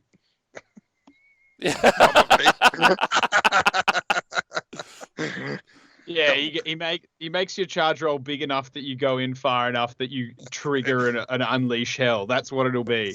Yeah, all suddenly 20 flamers go, hello. Yeah. So- Good of you to show up. So I kind of want to play Kairos again, like a different Zinch list. I'm thinking because I think I'm going to drop the Zangor Shaman and maybe put the not the changeling. Oh god, the Curseling in, right, and just make the casting and the unbinding game some sort of mad like spree that I don't even understand. But anyway, it was a great game. I loved it, and it was a perfect way to finish what was an incredible weekend. I got to play 6 great people, phenomenal Warhammer all weekend. I got like really serious like pro games with Darren and Owen. You know, I got to play like Ollie at the start. Like I couldn't hope for a better start to an edition of Age of Sigmar, and it just reminded me how fun playing Warhammer is. I am buzzing. I've been writing lists. I've been like putting lists together. Like the TTS stuff, the past year has been a year and a half. We've needed to do it. You can't do anything else, right? But like it's like completely reignited that passion in my heart for playing. And playing with people is just spectacular. Like the best. There was only maybe I think 12 of us there. It was a relatively small group, but just like hearing everyone laughing and cackling and shouting in frustration and joy and all of that, it reminds you why we play War Dollies, you know? Yeah. James, did you have any takeaways from the weekend? I think for me, like the biggest thing about the game is it seems more interactive now. Like I like the fact that if you get double turned, there's a point where you're like, oh cool, I've still got enough interaction that I can mess someone's game up between rally or redeploy. So I think like there's some nice micro interactions that mean you're always thinking. I think it has a minor negative that it's a much more intense game to play now, but I loved it. And yeah, it was great to just play games with people again. So Dan's right there. Yeah. Nathan, any takeaways? Obviously, nobody can say it enough that just being able to hang out with your mates and people that you like, even people that you don't know that well, but they become your mates very quickly, and it's just the interaction. Obviously, it feels so much better after it's been denied to you for so long. So that's awesome. I would say about Age of Sigmar 3 itself that I enjoyed the games, even though even the first day where I didn't get anything out of them really, other than I didn't get anything out of them points wise or competitively wise. They're still fun games to play. But it's a great tournament game, I think. Really, really good as a game where you can test skill. I think it's becoming a game or a competitive game where you can actually see good players making good moves and it giving results. Not quite sure. I mean, obviously you can change stuff around, but as a pickup game, I think if you're not playing it once a week, if it's something that you're going to play once a month or once every couple of months, it's going to be a bit of a struggle to have a nice flowing game, if you know what I'm saying. Yeah. So you might want to like drop some of the aspects of it. You might want to decide how you're going to do the scoring. You don't have to use battle tactics, for instance, and stuff like that. Just score the primary objectives or something like that. Because, as a flowing game that if it's a game you don't play regularly, I think some people will find it a bit. I don't know. I'm trying not to sound patronizing or anything like that, but it is. I think for me especially, if I want to go to tournaments or anything like that, it's a game that I'm going to have to play every week just to keep on top, keep it fresh in my brain, so that I can flow through a game and just perform at 10% of Tom's speed. Yes, 10% of Tom's speed, which is double my speed. The one minor concern that I have but it's kind of beaten by the fact that I love the new edition so much, is that it is significantly more complex for someone to start playing Age of Sigmar now. Yeah. And really, like, if we want to put a bubble around what made, and I love Warhammer Fantasy, pin in it, that's right there, but it was really, really hard to get into because the learning curve was massive and the amount of stuff you needed to play it was really big. Just the learning curve of rules is getting more complex, and yes, you can leave stuff out, but it has come a long way from how easy it was to step into. Now, I think it's good for the game. It had to evolve. But one of the things that I hope we don't see then is that, or like maybe what we need to be is we need to be really welcoming and understanding of people coming into Age of Sigmar 3 and try to make it as easy as possible. Be like, it's a little bit more to learn, but I promise you this is a really fun, dynamic game to play.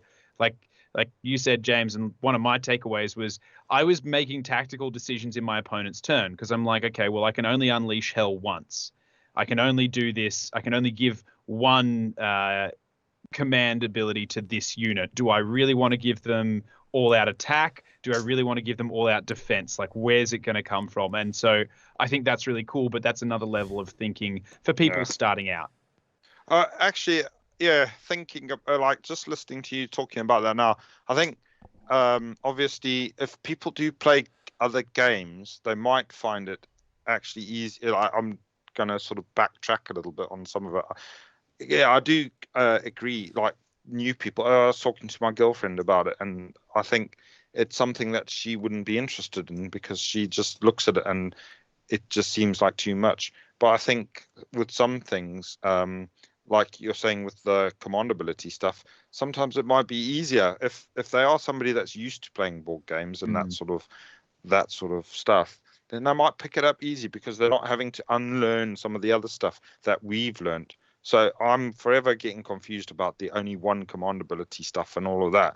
Whereas if that's the way that you pick it up first off, then that's true. Maybe you pick it up better and there was a point where I'll be.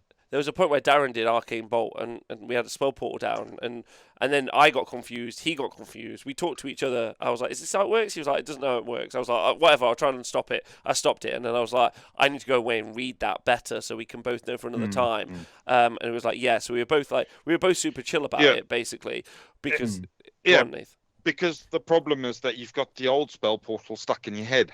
Yeah. So, if you hadn't got the old spell portal in your head, the only reason that you would have bought the new spell portal was because you know what the spell portal does, and so it would be easier for you to play with it than the fact that you've got to unlearn what the spell portal did, how magic did, how to unbind, how to cast, all of that. But if you learn it straight from the book, so some aspects of it would be better if we could just wipe our minds. So I might have another beer and see if I can do that. Well, why don't you play Tom Layton? Why don't you play Tom Layton again and see if you can raise it through speed? You learn it in 10 seconds. Just burn it out of my brain.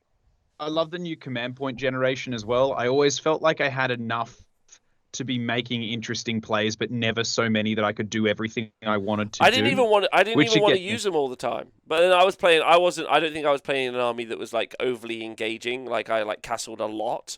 So like I didn't necessarily have like this combat going on there, that thing going on there.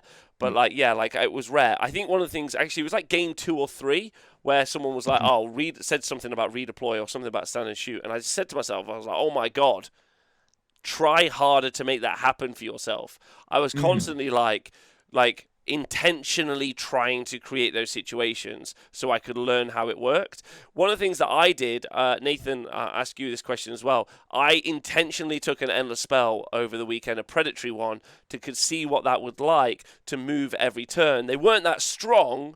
It wasn't doing that much damage, but it did do quite a bit of damage over the course of some games, I guess, but it didn't do that thing where it was like a knockout punch.